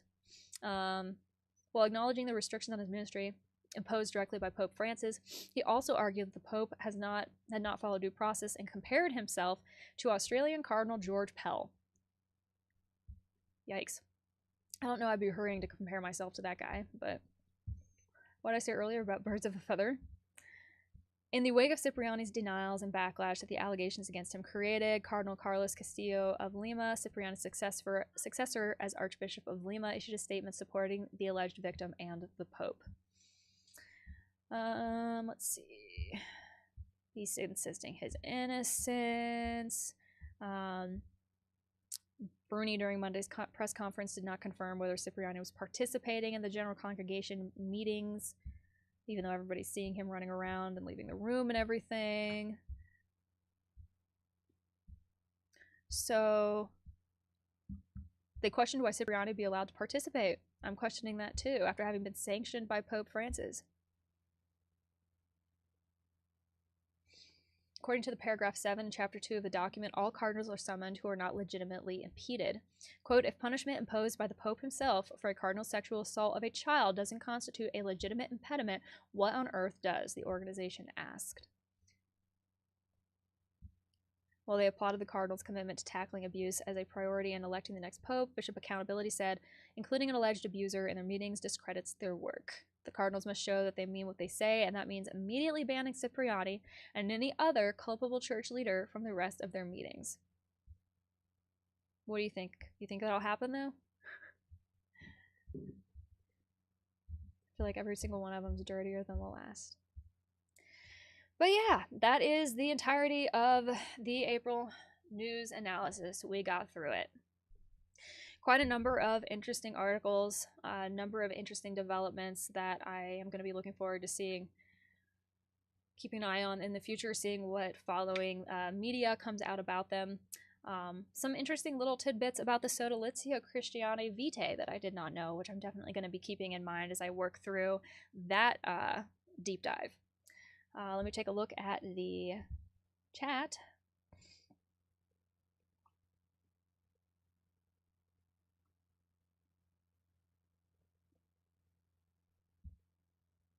Okay, Anthony said, gotta run. Hope to catch the next stream. Thank you so much for being here. Thank you, everybody, for being here. I genuinely, truly appreciate it so much. I appreciate the fact that there has been real sustained interest in this newsroom analysis thing that I've been doing. I think that's really, really cool. I appreciate the time and the attention that people give it, and the sharing your thoughts and your feedback and everything else has been awesome. If you have any other suggestions for content that you would like to see or anything like that, definitely let me know. I'm open to taking suggestions. But that is, oh yes, commenter just said check out the Flying Kitchen. I am familiar with the Flying Kitchen. Yeah, YouTube channel here in the United States from a woman who was, she was associated with Opus Dei for a short time. Had the unfortunate interaction of befriending, she thought, a couple of women who were in Opus Dei, and then the whole thing kind of evolved from there. It's all on her YouTube channel, The Flying Kitchen. She also does like weekly streams talking about the sort of theocratic movement that's happening within US politics right now as well, which if you're interested in the more political side of things, I'd highly recommend it, because you're probably not going to get a lot of that here from me. Yeah, very good channel to check out. She's in North America. She's an English speaking person talking about Opus Dei, so not a lot of us out there. So I want to promote her, especially because she had firsthand experience with this organization too. So, but yeah, thank you so much for being here. Thank you, Michael. Thank you, Ohms. Thank you, Prince of Peanuts, Anthony, everybody. I really, really appreciate it. Reminders that everything we talked about today is linked down the source document below, along with details to connect with me on social media if you would like to. And you can support my work virtually if you so desire by buying me a coffee for $5. And thank you to everybody who has, because this is a completely independent venture. So if it weren't for your guys' support, it would not be nearly as possible. So thank you very, very much. What else do I need to say before I get out of here? Oh, if you are looking for more content and don't want to leave my channel yet, head over to the channel page, and I have some playlists set up about various topics that might interest you, including some that are just documentaries, interesting documentaries that I found over the years about human rights, the environment, other things tangentially connected to what I talk about here, so you can go and check that out there. Yeah, and that I think pretty much concludes things for today. We are a little bit over time, but it's okay. Thank you all for being here. Let's see. I think I'm gonna go ahead. And wrap this up. So yeah, thank you, and nolite te bastardes carborandorum. Don't let the bastards drag you down, guys. I'll see you soon. Bye.